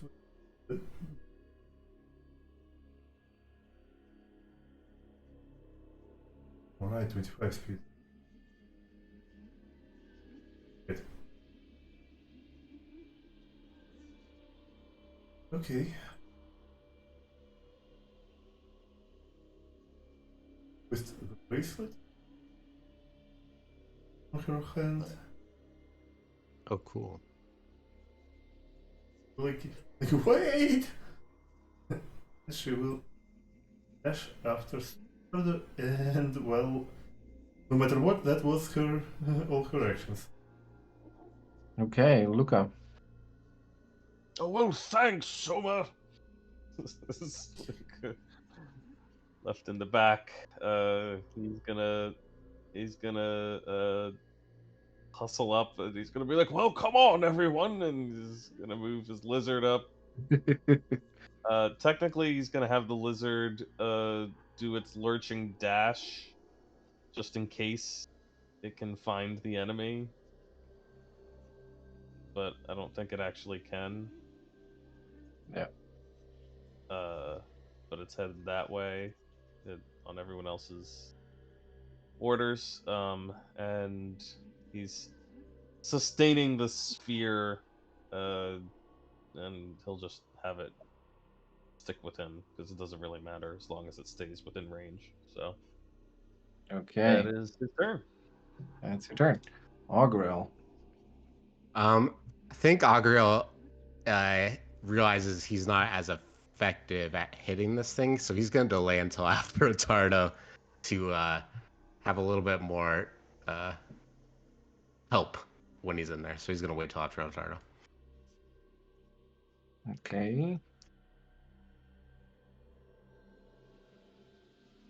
And then it's Ottardo's turn. Ottardo will start moving towards the stairs. Okay. He sees him. He is going to finish his move, I guess, and swing. Alright, so you see him like he's badly injured and he's trying to go to crawl up the stairs. It's taking him a long time because he's so slow moving. And then you use the opportunity to swing at him but miss. Maybe Well, because of the... Ottardo is still upset at these strange stairs Mhm. and where they led us last time. Exactly, yeah. So And throws that's him his off turn. balance. Okay. So yeah, so the evil creature. Oh, can Augrael go here?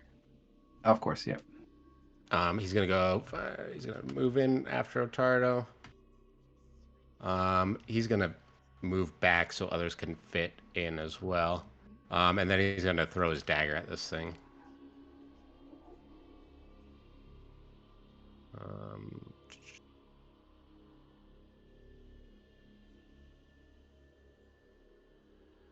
I haven't done a so I have dagger out. Is it this? It's not the same bonus whether it's thrown or melee, right? It depends on you're using dexterity when striking in melee. In your case, Yes. it will be the same thing because throwing Oh, uses okay. dexterity by default. Right, that makes sense. All right, so he will miss with it. He clatters off the wall. He's trying to miss Ottardo and can't, the creature. Okay. And he's gonna he'll shield, but yeah, he's gonna end his turn there. That's it. Yep. All right. Then the creature starts pulling away from Ottardo, ever so slowly, making it up the stairs, and in retreat is going to cast a spell at Ottardo.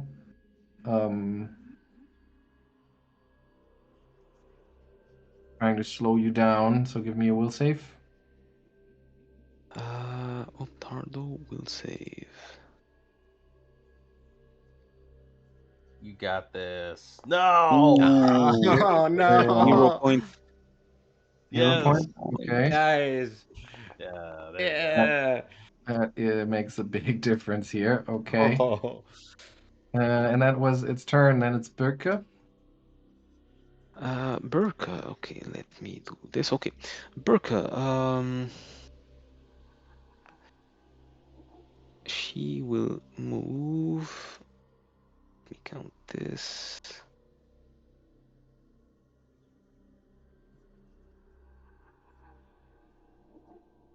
Okay, she can make it here. She will move over there.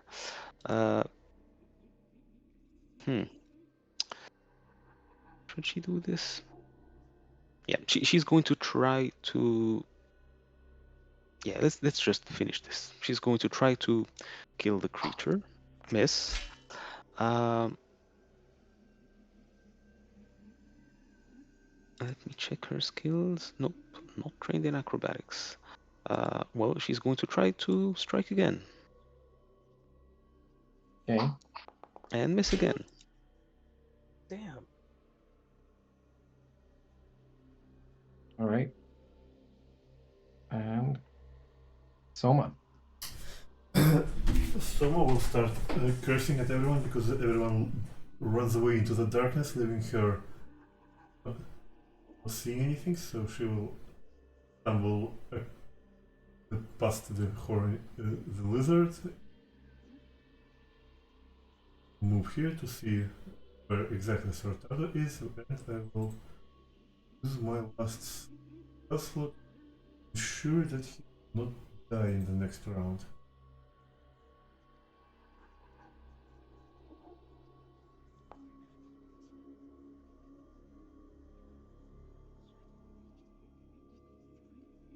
Okay, so who were you targeting with that heal or with that soothe? Ottardo. Ottardo, okay. That was move and cast, so then it's Lucca's turn. Oh man. I can hear all this running and fighting. I guess he's just gonna keep following. So he's gonna move up 30 feet. Uh, can he order the technically I can't see this, but can I order the lizard to keep chasing and attack? I would say so. I mean, you can Yeah. definitely order. Yeah, why not? You don't have to So see him. I would say, move and bite or lurching charge technically, which actually should work this time if he can get to a spot to bite him. I don't know. I can't Well, see, so I don't know. yeah, right. So what would happen is the lizard would kind of charge in and then find himself in that narrow hallway with several people in the way and no spot to get to actually have him in reach. Okay. So he'd be confused and not know how to follow through. Yeah, that's probably fair because it's not the lizard doesn't know it's a big square, so Yeah, yeah. So then it's your regular not turn. until next round when Lucca yells at him. So, oh, do I want to move in there or do I want to keep my sphere? Uh, it's just slowing me down right now. Uh, I'm gonna drop concentration on the flaming sphere. Keeps dodging it anyway. Um, and I'm gonna use my last movement to come over here. And then realize how crowded it is in here. And I think I have just enough to come over here. Nope, 70 feet. Actually, I don't have enough. I should have stopped here because Okay. technically I can't even get in past the lizard. So All right. So we can say you like squeeze past Soma to poke inside so you get a glimpse of what's going on, and okay, then I'm like, you. oh wait, no, it's very crowded. Yeah. That's it. All right, Ottardo. Ottardo is a little bit stuck. Let me think Very here. tricksy of him to retreat into this corridor. We can only fight him single file. It's almost like I should have kept the flaming sphere so that I can keep hitting him. Uh,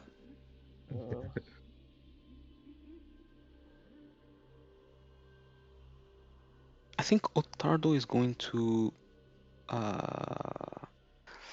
delay until after Birke. Okay. Augrael? Oh man. There's not much Augrael can do.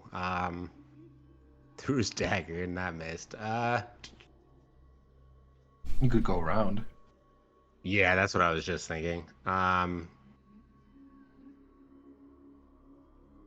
Yeah, that's what Augrael's gonna do. He's gonna easily be like, I'll head him off. Oops. That's 2 shrines. There we go. And that's Augrael's turn. All right. And then it's his turn. Ooh, getting pretty tricky here for him. Well, first of all, he heals a little bit more. And then what? Defensive spells, defensive spells. That takes so long.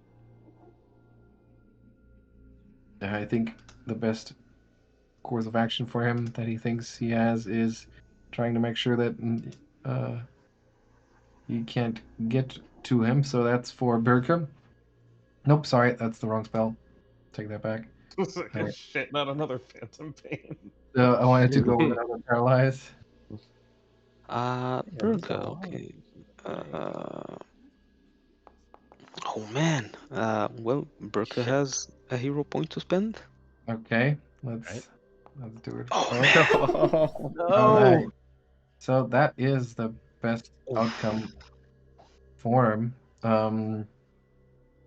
Paralyze. Okay, so that was 2 actions for him, and now he continues to inch up the stairs bit by bit as he pulls himself Isn't it away. half speed up the stairs too? Didn't we determine that? Yeah, it is, but there's also the little, there's what is it called? You have a couple of steps, and then it levels A out, landing, and then yeah. the landing. Yeah, there are a couple of landings here too. So, Ottardo. Okay. Oops. Sorry, I'm just trying to see. Wasn't there a way to set numbers on conditions? No. On Roll20 we used to have that. Maybe not here. Okay, well I'll just put it elsewhere. So she has 4 rounds of paralysis. Mhm. Okay, well, okay. So Ottardo is going to follow after him, and attempt to strike him, and miss. Oh man, they Uh, can't. He's gonna try again, No. and that's his turn. Wow. Okay, Soma. So I think it's time to start inspiring people. We will start with our card.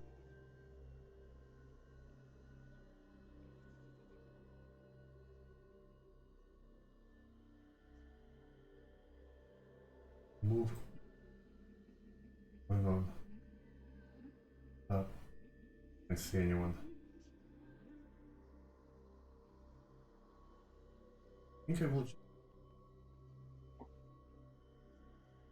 Towards Ottardo, that will be 1 move. And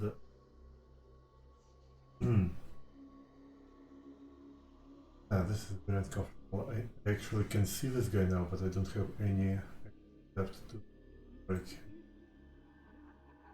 Oh, I know. I will one mod him. That's the single action? Yes. Yep.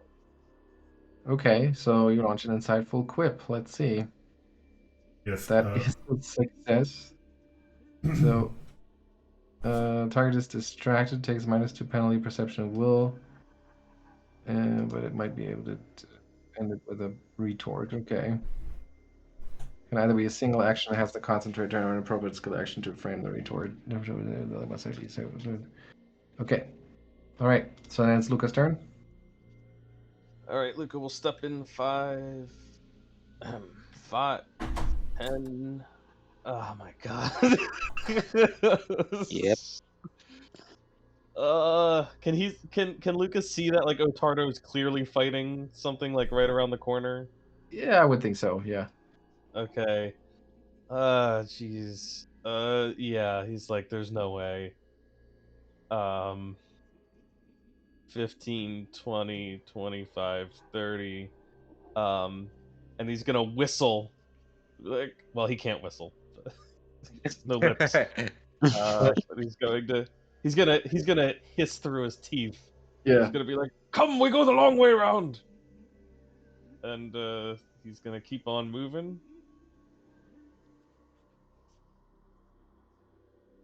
And he's gonna have the lizard. Oh shoot! I shouldn't have done that. I can't see the lizard. How far can the lizard go? 60 feet. Okay, so that's 30, and then there. Or do you want to send it ahead even? I'll send it as far as it can go. Then I think it's up to Started in the here. corridor there, so it should be like Yep. 30, and then another.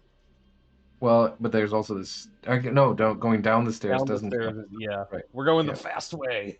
Yeah, so I guess it can make it up to here or something like that. All right. Yeah. Let's, He's like, let's say that's where it goes. as Lucas running, he's like, "Whatever you do, don't let it reach that secret chamber."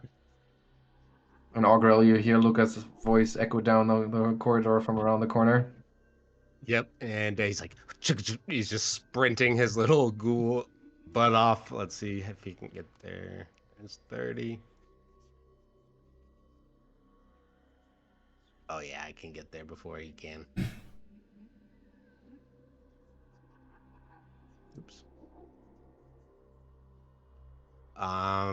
And for readying an attack, I would need 2 actions, right? Yes, unless you have some sort of Okay. Yeah, no. charge. He'll shield with his last one. Last action. Okay. All right, and then it's his turn. He's distracted. I don't think he really minds, although I mean his ego is offended, so he's gonna spend the action to respond to Soma's insult of fighting like a dairy farmer along the lines of, "Oh well, how appropriate! You look like a cow." And does that need a check? Needs to use a linguistic charisma-based skill action. But there's no check involved, is there? Just an action. Yeah. Yeah, it's just an action. All right, so then he's no. That's just. It wasn't really necessary, but I think that's in character for him. And he also heals a little bit, which of course gives him more confidence. And then he still moves up, and he sees Augrael standing in the way, which he cannot have. He needs to be gone. How can I get him to be gone? Well,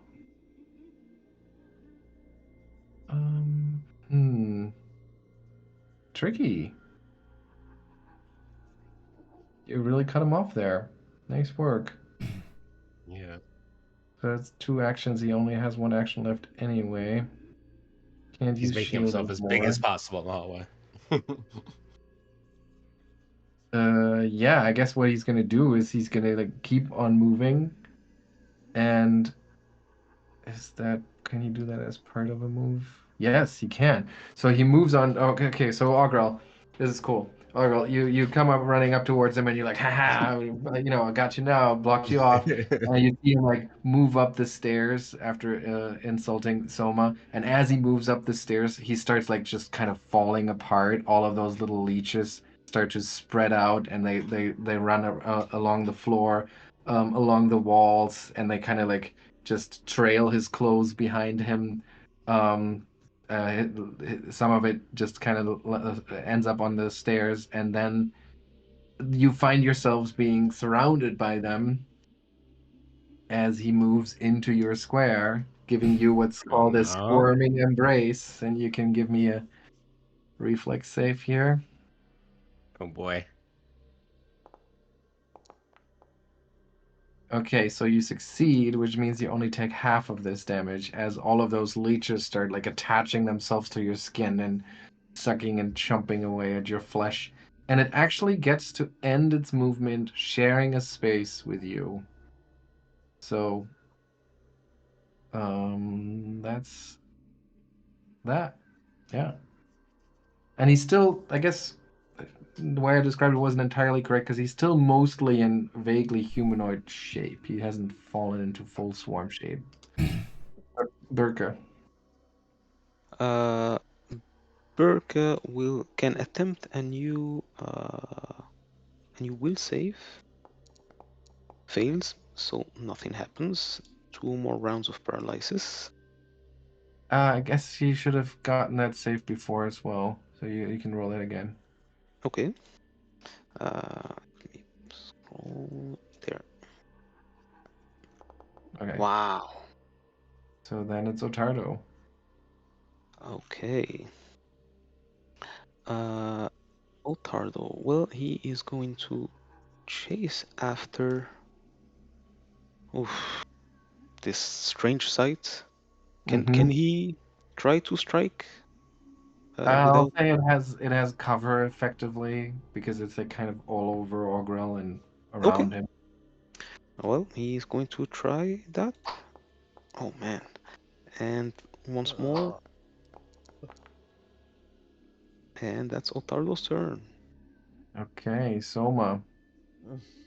Aye. So I can't do anything anymore, so I will continue just using Inspire Courage.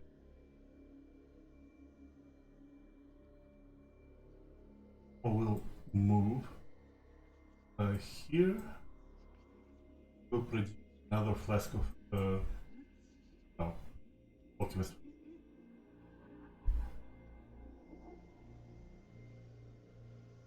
That would be it. Oh, okay. Lucca.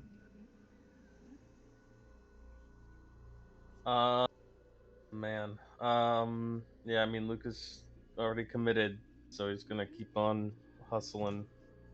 30 feet. He sees no one in this hallway.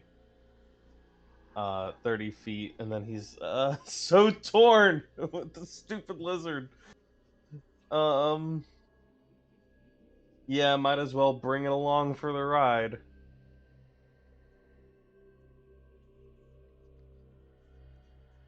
Okay. Do you need It's to just because I'm not super well versed in the minion rules? Does it continue what you've told it to do, or do you literally have to give it an order? I have to sustain the spell Oh, every round, and when I do that is when I issue it new commands. So I sustain the spell, and I basically tell it keep on running, gotcha. and Okay, that's my turn. Augrael. Okay. Feeling...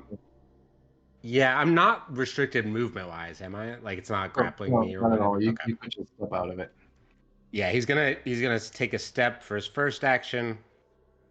Um, and then he's gonna try and swing with the poor bastard on this guy. Come on, come on, Let's get it. this bastard! Man. Nope.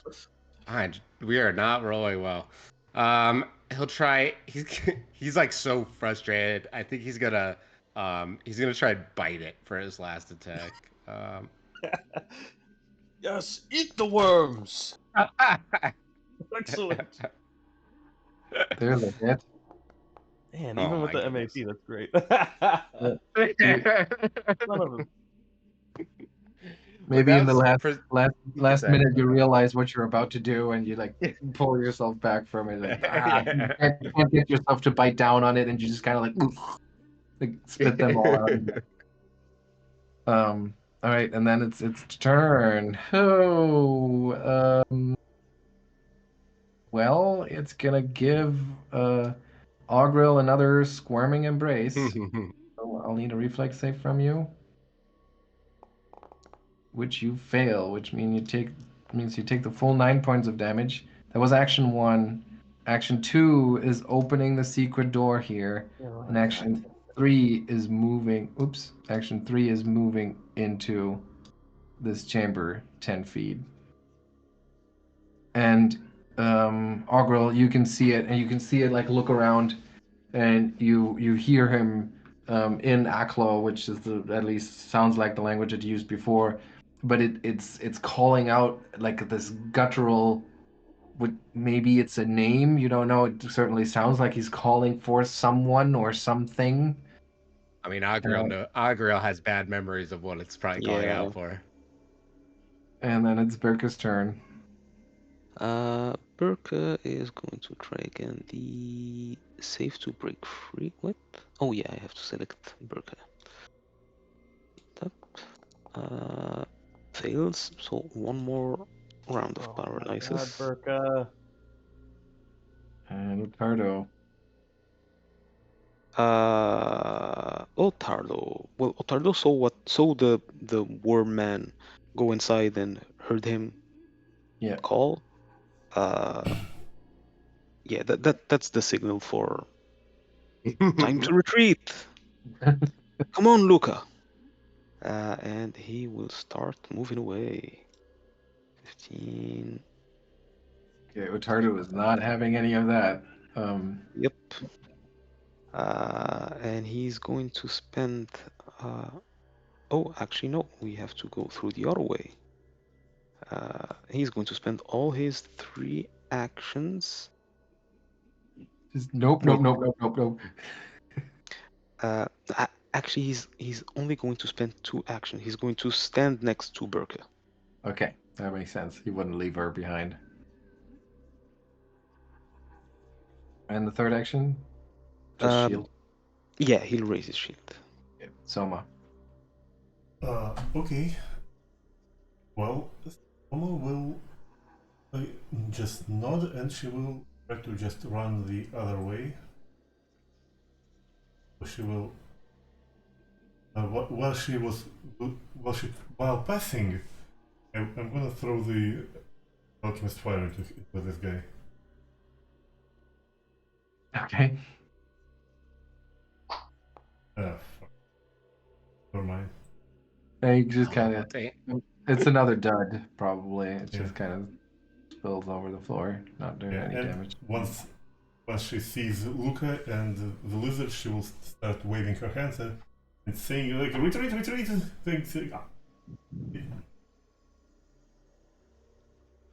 I think that. Okay. All right, Lucca. Lucca sees Soma running around the corner and knows this can only mean one thing. It's like, oh, son of a! And he just drops concentration on the lizard and starts running the other way. Mm-hmm. All right. Augrael, I'm gonna say so you see him step into that room and look for for someone or something, call out for someone, and I'm gonna say that as he steps in, once again there's this sort of vision playing out, this scene that you've seen before, right? Of what you Yeah. assumed would be Belcora animatedly talking to someone who's like nodding along and taking notes, and it just so happens that he's standing in the same spot that this like um, this translucent illusory figure stands, and you notice in that moment like he has the same posture, the same general shape Oh, of that person. But yeah, it plays out over just a few moments, and then it's gone again. Your turn. Augrael doesn't need to be told twice to get away from this thing. He briefly considers closing the door, but knows how slow that thing is, so doesn't think it's necessary. And knows the other thing can go through walls or something, so he's gonna. Let's go. And he'll just wait in this little altar room for the others, shielding with his last item. All right, so I understand that everyone is just gonna hightail it out of there now that Yes. he made it into the. Okay. All right, so then we can end the initiative here, and we can assume that Birke's paralysis is also going to go away. and you all regroup. Well, where? Lucca ran down south. Augrael ran into the altar room. I guess maybe all of you who are here are gonna go to the altar room at first, and then Soma is gonna join Lucca down on the southern island, and eventually, I would assume you all kind of link up down here, and from here, are you gonna make it? Or are you gonna try to get out of this place? Uh, Yes, but with a stop at the negative energy shower first. On the level above. Yeah. Okay. All right. Yeah, sure. We can do that. So on the library level, you stop at the negative energy shower, so you can replenish your hit points here. Both Augrael and Lucca. And then we head on out to Otari. Okay, so we're making it all the way back through the fog fen and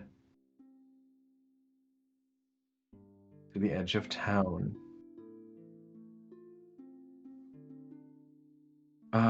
Yeah, the rain coming down hard still, washing away some of the grime, blood, and gunk. You can't shake the feeling of just being itchy all over, Augrael. Like, you know, those worms crawling through you. You very vividly remember that feeling. And the squishy embrace of the leeches of that guy's body all over you just makes you shudder. And you probably welcome the rain to kind of wash all of that slime off of you. And yeah, and then you see Otari lying down below you. You're at the top of the cliff and you're making your way down there. It's around, well, by the time you get here, I'd say it's like early afternoon. It's like 2:30. What are you up to for the rest of the day?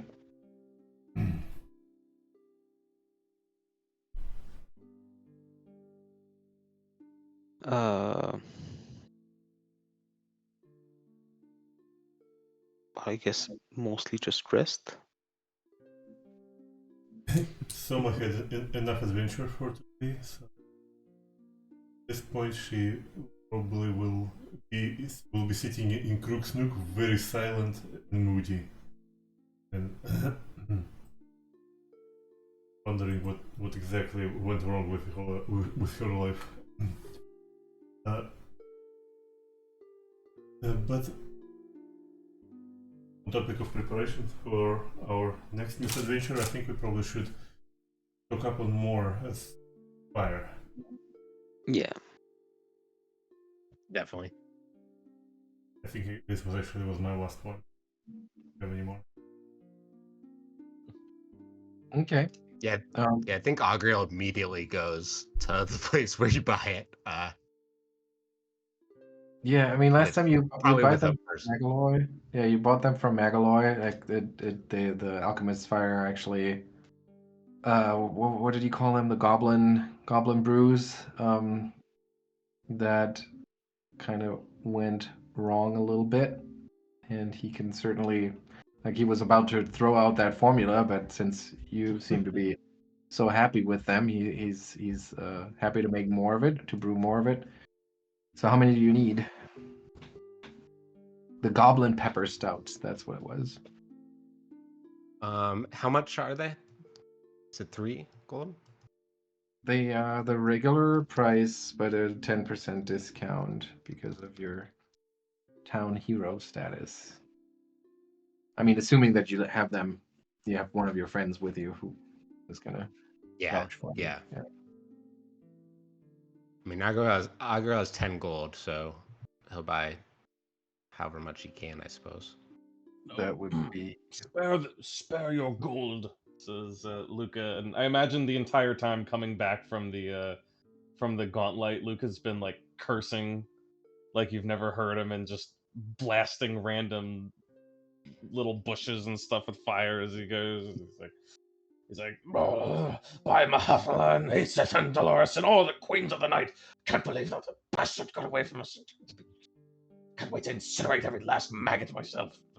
He's mumbling as he goes, and but as he comes into town, he kind of quiets down a little bit. He gets it under control. But he'll come to Magaloy's, and um, he'll offer to exchange. Yes, fire. We need more fire. And he'll offer the alchemical reagents that he's carrying that we picked up, worth 10 gold pieces for alchemist fire. I don't know how much that actually gets, but it's 10 gold pieces worth of reagents. That would be 3 of them. 3. Wait, of reagents? So Yeah, they're I think they're like a loot or a Yeah. what do you call it? Like a treasure thing to sell. So I think it's full value. oh yeah. That's true. Okay, yeah, you could definitely sell that to him. Or exchange it for the alchemist fires. Yeah, I'll say he'll give you 4 lesser 4 goblin pepper stouts, which are essentially lesser alchemist fire. Yeah, and, anyone else can take those because fire's the last thing that Lucca needs. So I will put 2 of them on my feet then. Well, Yeah. I guess they're probably useful for Augrael and Souma, since Ottardo and Birke will be trying to keep him engaged in melee. Yeah.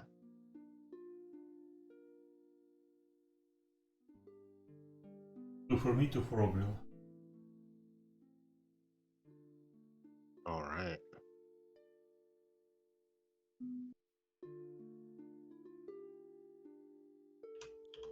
Okay. I believe, since there's some time left in the day, I believe that Mayor Manhamis had asked one of you to offer a service to him. Does anyone remember? I forgot. I think Soma promised you something. Yes. Yeah, tutor someone. Exactly. Soma had promised to tutor his daughter, Doriana.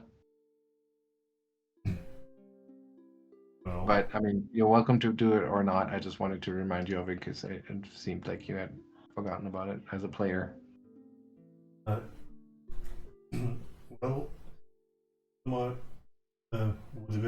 naturally will find a way to honor her promise, but I think right now she would be way too broken and empty-eyed to tutor a young girl. So I think she would ask everyone to maybe we can take a break tomorrow, or I mean, how?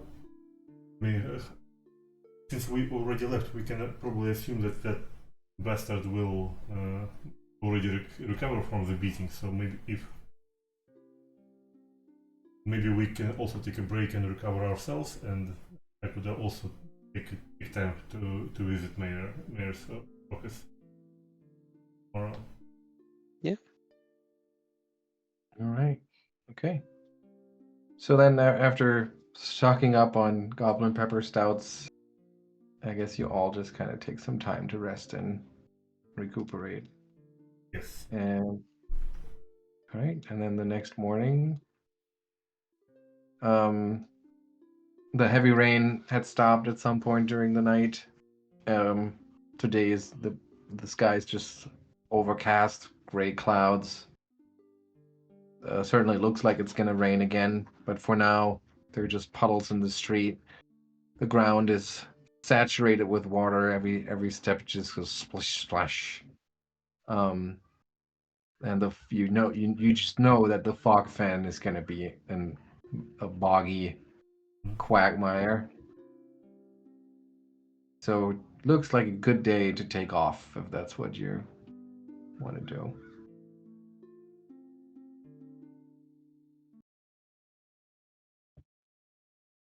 Yes, that what you wanted to do, Soma?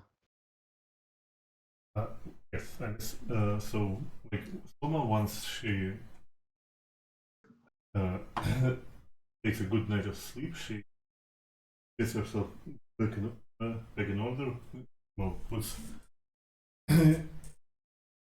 cleans up all the adventuring. Oh,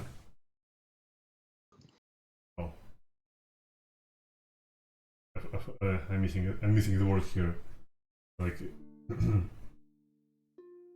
well, basically traces of adventuring day that she had the other day, and once she has clean clothes, a good breakfast, and what most importantly, back in good mood, she'll take a deep breath and say, "Well then, I guess it's time to see the mayor."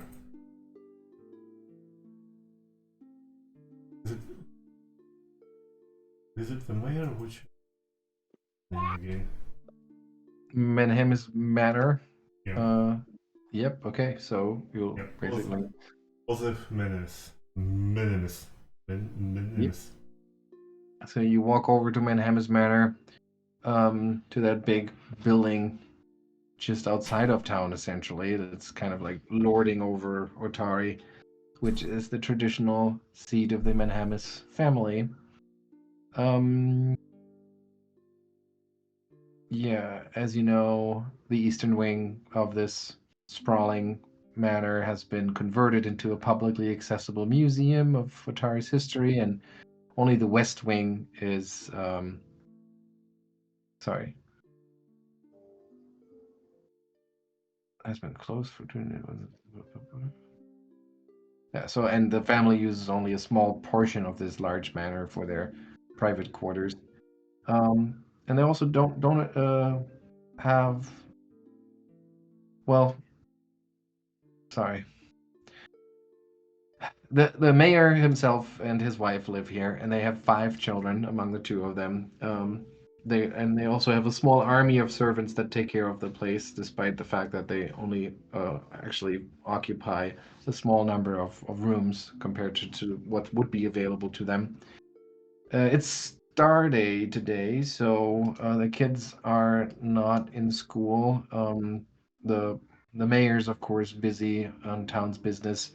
But his wife, Emnala, when you knock on the door, she welcomes you very politely, being a very good hostess, and thanks you profusely for following up on the mayor's invitation. And she says, our oldest, Doriana, she's such a bright young girl. She's so inquisitive and curious, and as you may have noticed, she's really taken a shine to the heroes of our town and to the adventures that you must. But I have to ask you, please.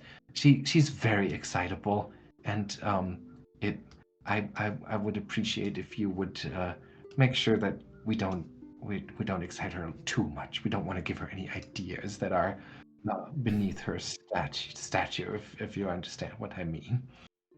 And she leads you to her daughter's chamber, and she says she's been sleeping in a little today. Who can blame her? It's been such a great day yesterday, so she must. Anyway, and she knocks on the door and she says, "Doriana, darling, Soma is here. Hello." And there's no answer coming from inside. And she says, "Oh, maybe she's still sleeping." And she opens the door, and you look into, a girl's bedroom, richly decorated with all sorts of soft and pleasant things. There's a lot of stuffed animals around, a lot of dolls, and a quite large 4-poster bed. And Doriana is sitting on it with her arms around her knees, and she's just kind of staring into space. This is what she looks like. Okay. And her mother sees her, and she immediately like, "Oh, Doriana!" And she walks over and like puts an arm over her shoulder and says, "Are you all right, my dear? Is anything wrong?" And she says, No, it's okay. I didn't sleep very well. But it's okay." And You can see that she's clutching like one of her stuffed toys, a griffin. And her mother notices it too, and she says, "Oh, is that this is Griffey? I didn't realize that it was even still around. I haven't seen that in years." And without really looking up, she says, "Yeah, I guess it still is. Um, I'm sorry." And then she kind of seems to snap out of it and notices Soma, and she says, "Oh, thank you so much for coming. Yes, if you have some time, let's begin." And then she gets up out of bed and asks you to wait for her in one of the drawing rooms, and gets ready and properly dressed and everything, and then meets you in the drawing room. And yeah, so what do you tell her about? I mean, she's going to ask a lot of questions about your past, about your adventures, about the recent past, about what you've accomplished for the town and all of that stuff. And she seems genuinely interested, even though a little bit distracted at times. You feel like, she kind of has this tendency to, if you talk for a little bit longer, she kind of like seems to trail off and stare into space for a little bit, and then snap out of it when you finish talking. Um, so yeah, what do you talk to her about? Yeah, so first I actually want to ask you to remind me specifically what I promised, because did I promise to tell her about our adventures or about the Rose Guard in general? I think the Rose Guard in general and like heroic adventurism, but definitely the Rose Guard. Well, someone can speak about on the topic of Rose Guard in great depth, so she will actually see what it. So we've been tasked to not to get someone to. So first, she will go into the general story. So like saying, well, you of course know that because well, you're dead. Well, knows what the story, and he's dead. Told he's dead, and yada yada.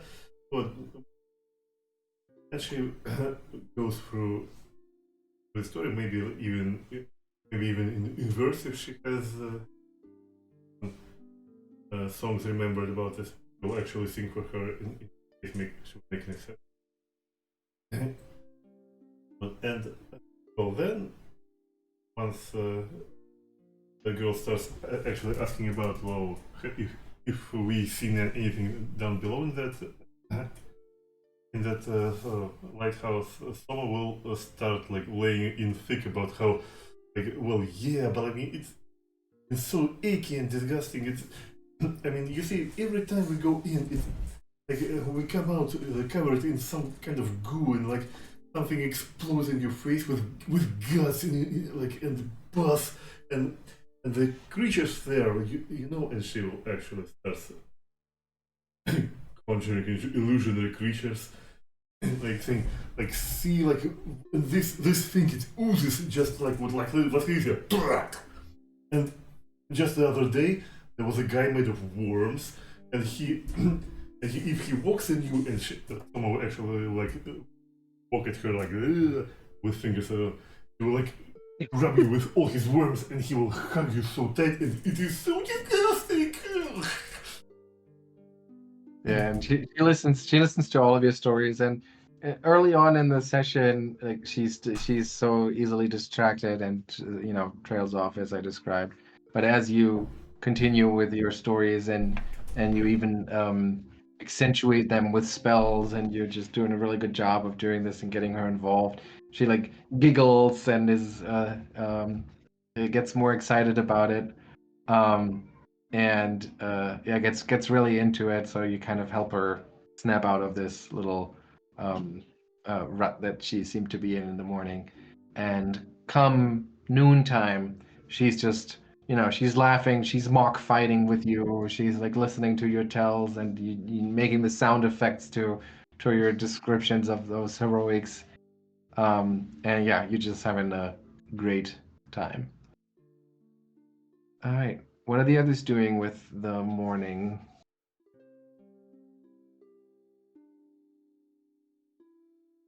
I have a couple of things, a couple of lines of inquiry that Lucca wants to follow up on. Okay.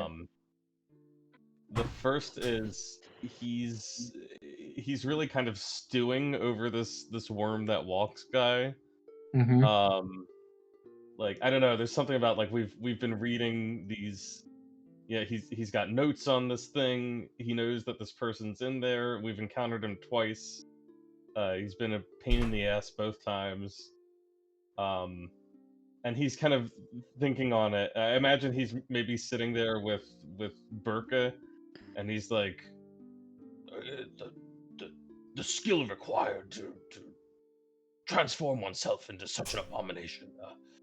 It would require a powerful caster, likely one who was a minion of Belcora herself back when she was alive. It must have been down in those vaults for who knows how many decades, centuries. I'll bet there's some information on him, if only we knew where to look. But Birke, would you be so kind as to inquire at the Dawnflower Library, see if there's anything in the records regarding Belcora and her lieutenants from the olden days, something like that? See if we can get a name. There can't be that many wizards of sufficient power to have performed such a feat, or to even have such an interest in living on in perpetuity in such a hellish form. And so he's kind of hoping to see if there's some research to do on who this person might have been. Mm-hmm.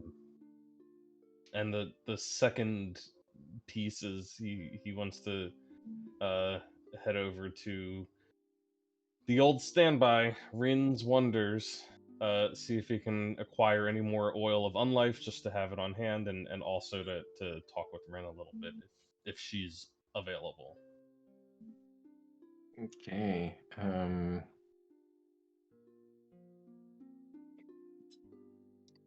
All right. So you send off Birker, who nods and agrees, like, yeah, there's got to be something, right? And she heads on over to the library to see if she can find anything connected to this. And then you head on up to Rin's Wonders, who has pulled open all of the canvas sheets so that as much sky as possible is visible from her little, uh, fake standing stone sort of uh, construction there. And yeah, and when you get there, she's sitting in the center of, surrounded by these, triangular canvas pieces that are kind of made to look like stone. And she seems to be meditating as you get there, her eyes closed. And you walk on up closer to her, and you're ready to make your presence known. But without her opening her eyes, she says, "Ah, it is you again. Well, I'm sure you'll come to find what you're looking right over there," she says, and she points over to one of the shelves where a couple of oils are lined up. And she says, "I knew you'd be back. I felt it in the rain." Yes, of course. Well, I have made rather a habit of frequenting this place of late, haven't I? Yes, I'll just be picking these up over here. And how many of them are there? D6. So let's see. 2. Great. If it's okay with everyone, I'm just gonna snag some gold from the party loot to Sure. pick those up because I have no gold pieces. But yeah, he'll pick those up. And does Augrael have any oil of unlife on his person? No. He's like, oh yes, good. One for myself and one to distribute to one of my new agents. Let us see. Very well. Pay for these and well, it just so happens that there's another matter I would endeavor to discuss with you, if it's not an interruption to your rain meditating. Of course. Why don't you have a seat? She says, and she points over to a little straw mat on the floor next to her.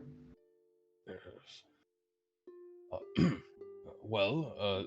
He kind of sits himself down, and again, I imagine he doesn't actually like sit down the way a person would. It's more like his head floats down, and all of his bones kind of just follow into a general sitting position.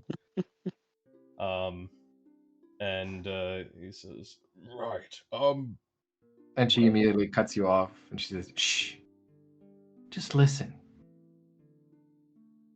And then she just sits there, eyes closed. And you sit there too, assuming that you're gonna be quiet for a little bit.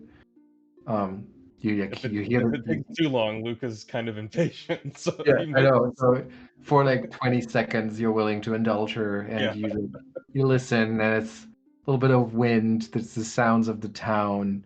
You know, it's not like you're in a particular serene place or anything like that. And after like 20 or 30 seconds, you have enough of it. Yep. like that's all well and good.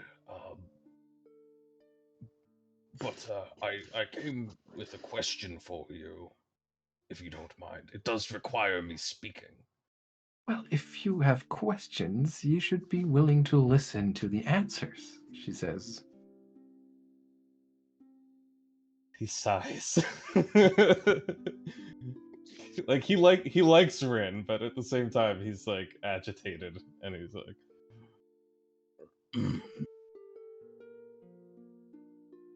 "Very well." He'll just remain silent, wait, tapping his finger bones on the ground. And occasionally, for no reason at all, Rin will like chuckle to herself, and minutes pass that feel like hours. She just sits there breathing.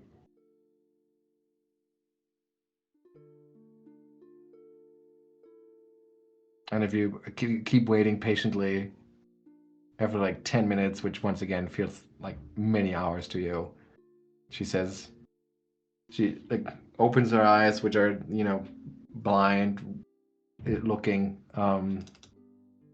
and she says, "There. I hope that helps you."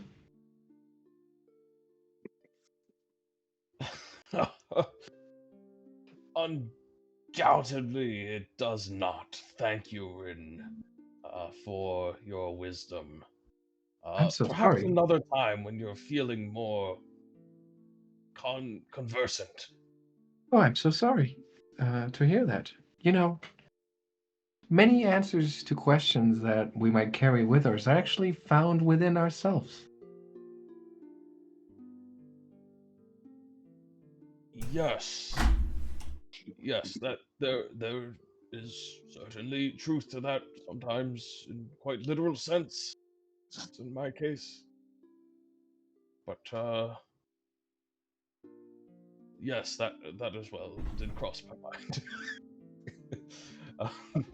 Lucca says, right, but I some questions are also found in books or sometimes in visions that gifted people such as yourself are capable of seeing that the rest of us are not so gifted with.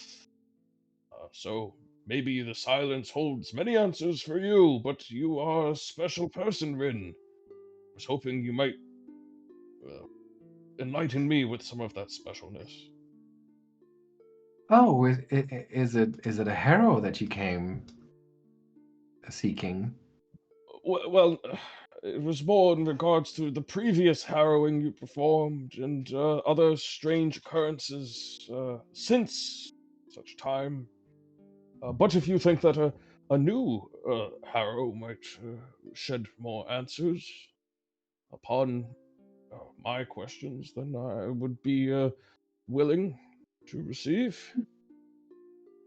All right. Very well. Go ahead. Ask. Yes. I had a vision. I think uh, or a dream or a memory, something that made very little sense to me, but it involved the Druid Mm. Circle and great, terrible heat, fire burning the stones. Sense Hmm. that something foul happened there, but it was not a vision shared by any of my companions. And what do you think connects you to this vision that does not connect your companions? You've all dove into the Gauntlight. Yes, that is true.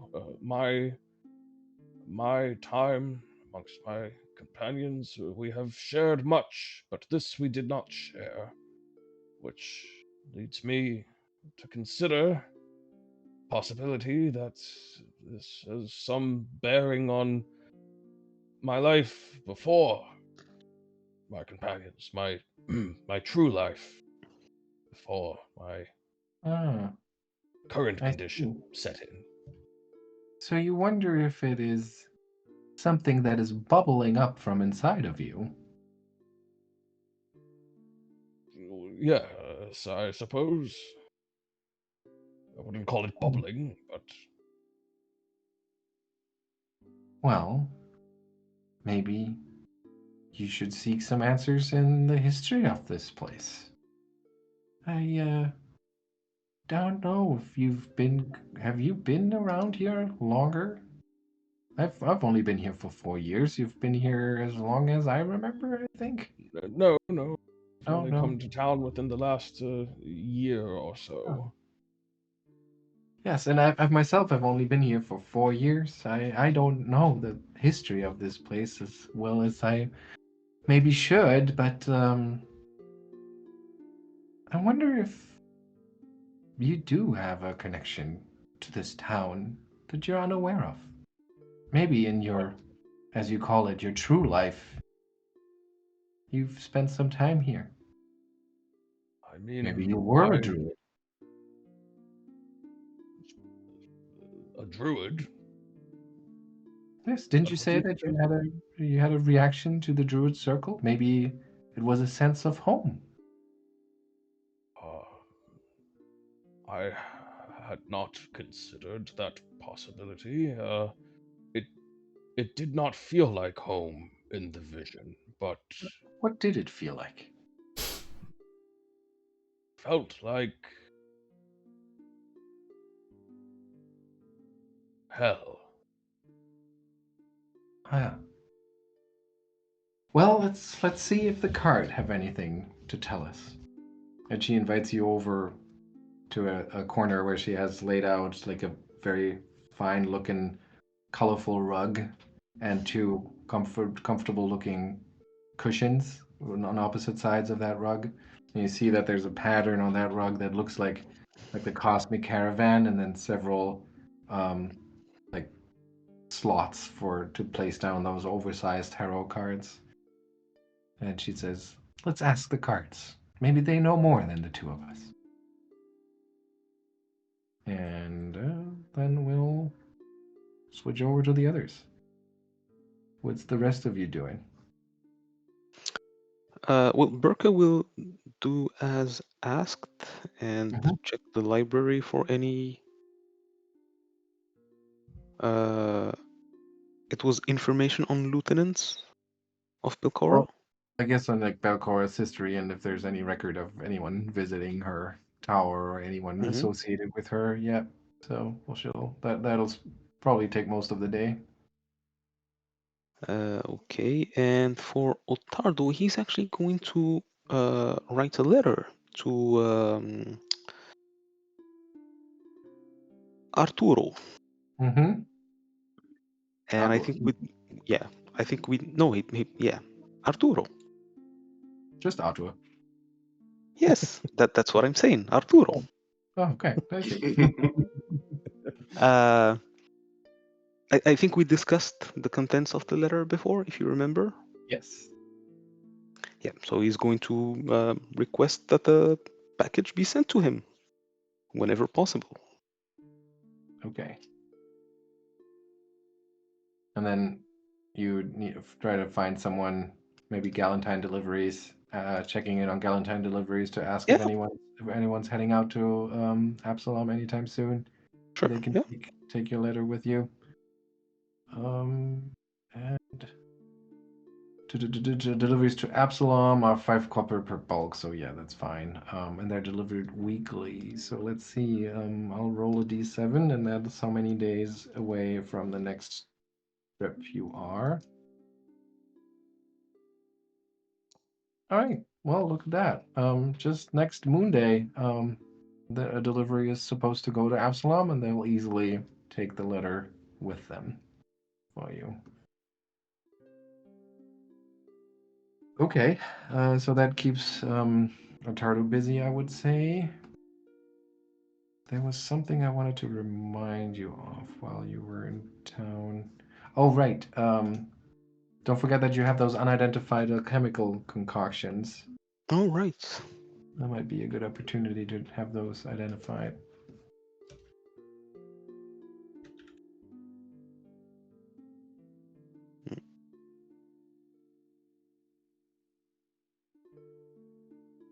Which might be something that Ottardo can do after sending off his letter. Sure. I guess it's time to go for not Morlibint. Megaloy. Magillo, yes. At the crow's cask, right? So let's see, how much would that be? That is definitely a trained or skilled hireling. Would take 5 silver pieces a day. Is there anything for identifying listed? Not really. Spell casting, but that's too advanced.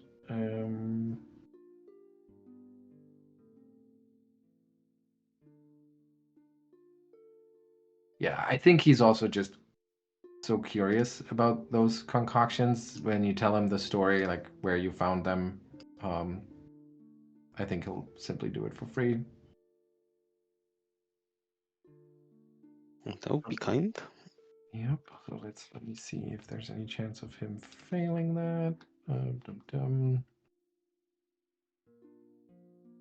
Not really. Yeah, so let's not make this too much of a crafting 18. Yeah, that's good enough for Magaloy. So, you learn that those 3 things are mutagens. It is a bestial mutagen, a juggernaut mutagen, and a quicksilver mutagen. All of them in the moderate version. Yeah. All right. And so you spend your morning, and in the early afternoon, I guess you all reconvene. But I owe Lucca a Harrow reading, so we'll learn about that next time. Oh, that's it. Oh, damn. Yeah. It is 5, so Yeah. I think it's a Yeah, good time to stop. There's not the best of cliffhangers today, but there you Oh, go. that went fast Alright. though. Yeah, before we stop, who has the magic missile wand? I think I gave Lucca, but I have one, yeah. I still have one in the inventory. Did we find another, or should?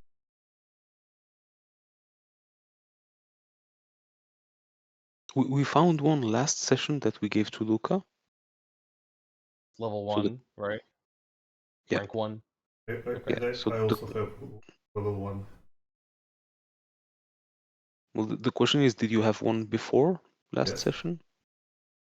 Okay, so we have 2 now. Yeah. Okay. Because we found one way back when, which Soma used. I've got a whole bunch of wands now. Do I Lucca really should have have two? Lucca should have gotten 2 new wands last session. Yep. I've got a wand of summon animal and a Yeah. wand of heal. Yeah. Yes. Another Yep. wand of heal. Yep, Yeah, we that's found correct. another one. And then you gave me another wand of magic missile. Okay. I'm gonna need like a third arm for all. Well, yeah, we actually were planning to buy a bandolier for him. Oh, bandolier, nice. Well, I mean, Yeah. Gizel used the bandolier, so you can use a bandolier as well. So Yeah, true. Yeah, that's a lot of wands. That's nifty. I only did you guys manage to kill the bone monster thing? Yeah. Mhm. Okay, awesome. Good, but also I'm sad I missed it. Yeah, You that was for you some missed reason. like Yeah. there were like 2 rooms full of bones that you missed. Oh my Yeah. god, of course. Yeah. Of course. Yeah. But we did Uh, mention that Lucca takes a couple of samples. So Yeah. you're welcome if you want a couple of exotic bones, you can add those Oh to yeah, your I'll menu. take some exotic. I've got assorted bones in my inventory, but I'll take exotic bones. Yeah. Yeah. you can- And I guess you can also add warped bones to that. Warped bones. All right. Exotic and warped bones. Yeah. Take it all. All right. Okay. I'm gonna have to jump off and get dinner ready Yeah, for my same. family. But thank you all